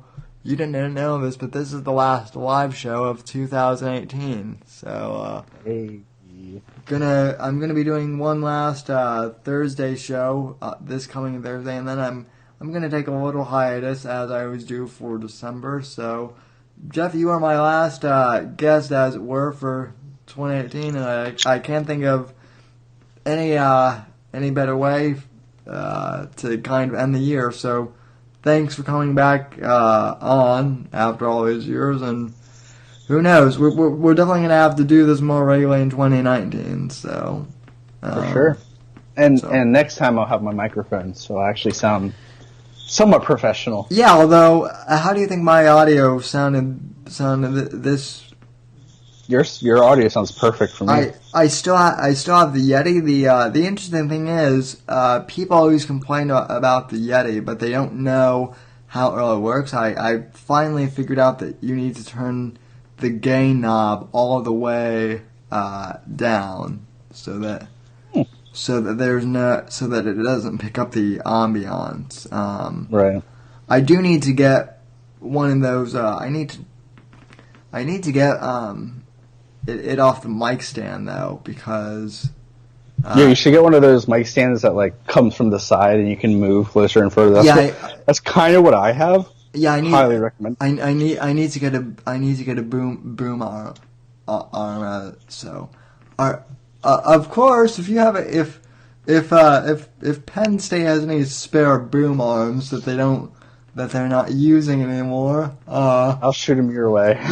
you can always make a donation to the to the Sam Whitfield Broadcast Institute. So for educational purposes. It's only educational purposes. So, but anyway, all right, man. Well, thanks for coming on. Obviously, we'll sign off after the broadcast ends. But anyway, anything that I should plug for you before we sign off here? YouTube.com/SOC119, Social19, and Twitter.com/TheJHP. That's it. So you're. Oh, that is one thing I want to ask you. What's with your rotating name change? Oh, it's because my current one is my name, Jeffrey Hamill, and then it's comma PhD of Propaganda. And the reason it's called the Doctor of Propaganda is simply for two reasons. Number one, the organization I work for, I am one of the 4 members of the media ministry, which I name the Ministry of Propaganda, because propaganda is anything that's media related, really. Yeah. And then I got an email from a student who said that they could no longer take my class in the spring. And I said, no big deal, man. Like, he had another opportunity to be a professor's assistant for another class. I said, take that opportunity. It's right down your alley. Like, go for it. And he emailed me back and he said, thanks and congratulations on your recent PhD. And I was like, okay. So I changed my name to PhD of Propaganda because I don't have my PhD. Hopefully one day I will. And then you'll have to address me as Dr. Hamill. Just know that. That'll be even better, folks. We have Dr. Hamill coming on the program. So. What are you, a doctor of bullshit? Hey, well, come on. Hey, well, Alex Jones has a whole bunch of bullshit doctors on his show all the time. So, and this is a good place for us to do an ad read. Let me do it for you. This episode of the Whitfield Report has been brought to you by Bone Broth. It's also been brought to you by Super Rail Vitality Math. Darnisha said in the chat, Dr. Sick Pig. My nickname is Sick Pig at work because my last name is Hamill, which is, if you take it backwards, it's Ham-ill or ill-ham, so Sick Pig. So Dr. Sick Pig, broadcasting live from... How many times per week do you get the... Dude, are you related to Mark Hamill at all? Per week? Probably none, but per month, probably a solid 1, maybe 2. Like, especially if I'm on like a phone call with somebody, like a company that's like not in Pennsylvania. If I'm on like a support phone call, they'd be like, "Yo, are you related to Mark Hamill?" No, not that I know of. I mean, probably. By the way, there is a girl who took Social 19 last semester. Her last name is Hamill. Maddie, I was going to give you a 0 for attendance because I never met you one time. Who the hell takes a class where their last name is shared with one of the teacher's assistants and you don't come up and say hello? Once. Yeah, I know. There's not many Hamills in the world. You gotta say hi. There aren't many Whitfields in the world either. Exactly. But anyway, well, Jeff, it's been a fun almost 3 hours, dude. Damn, we did well. It's been 3 hours and 12 minutes since we've been in this Skype call. So, it's now fucking Sunday. So we started this on Saturday, and the podcast has gone into Sunday. So we're officially over 3 hours. Jeez. I understand what Joe Rogan means about this flying by, though, when he does these. So yeah, for sure. Apologies to the people listening to this on audio. Hopefully it's entertaining, and if you've made it this far, well then please consider supporting me on Patreon, also at patreon.com/SOC patreon.com/Whitfield. We don't have any rewards set up there yet, but we will in 2019. So, And if you ever need any help with your show, let me know. well, now that you mention it, no, we'll talk. I'll talk to you after the show. So, alrighty. Well, Jeff, thank you for coming on once again. Thanks to all of you who tuned in live, either in the chat or lurked in the background. I know I always have a couple of those too. So thank you for watching. God bless. God save this great nation. And I'll see you on Thursday for the audio edition.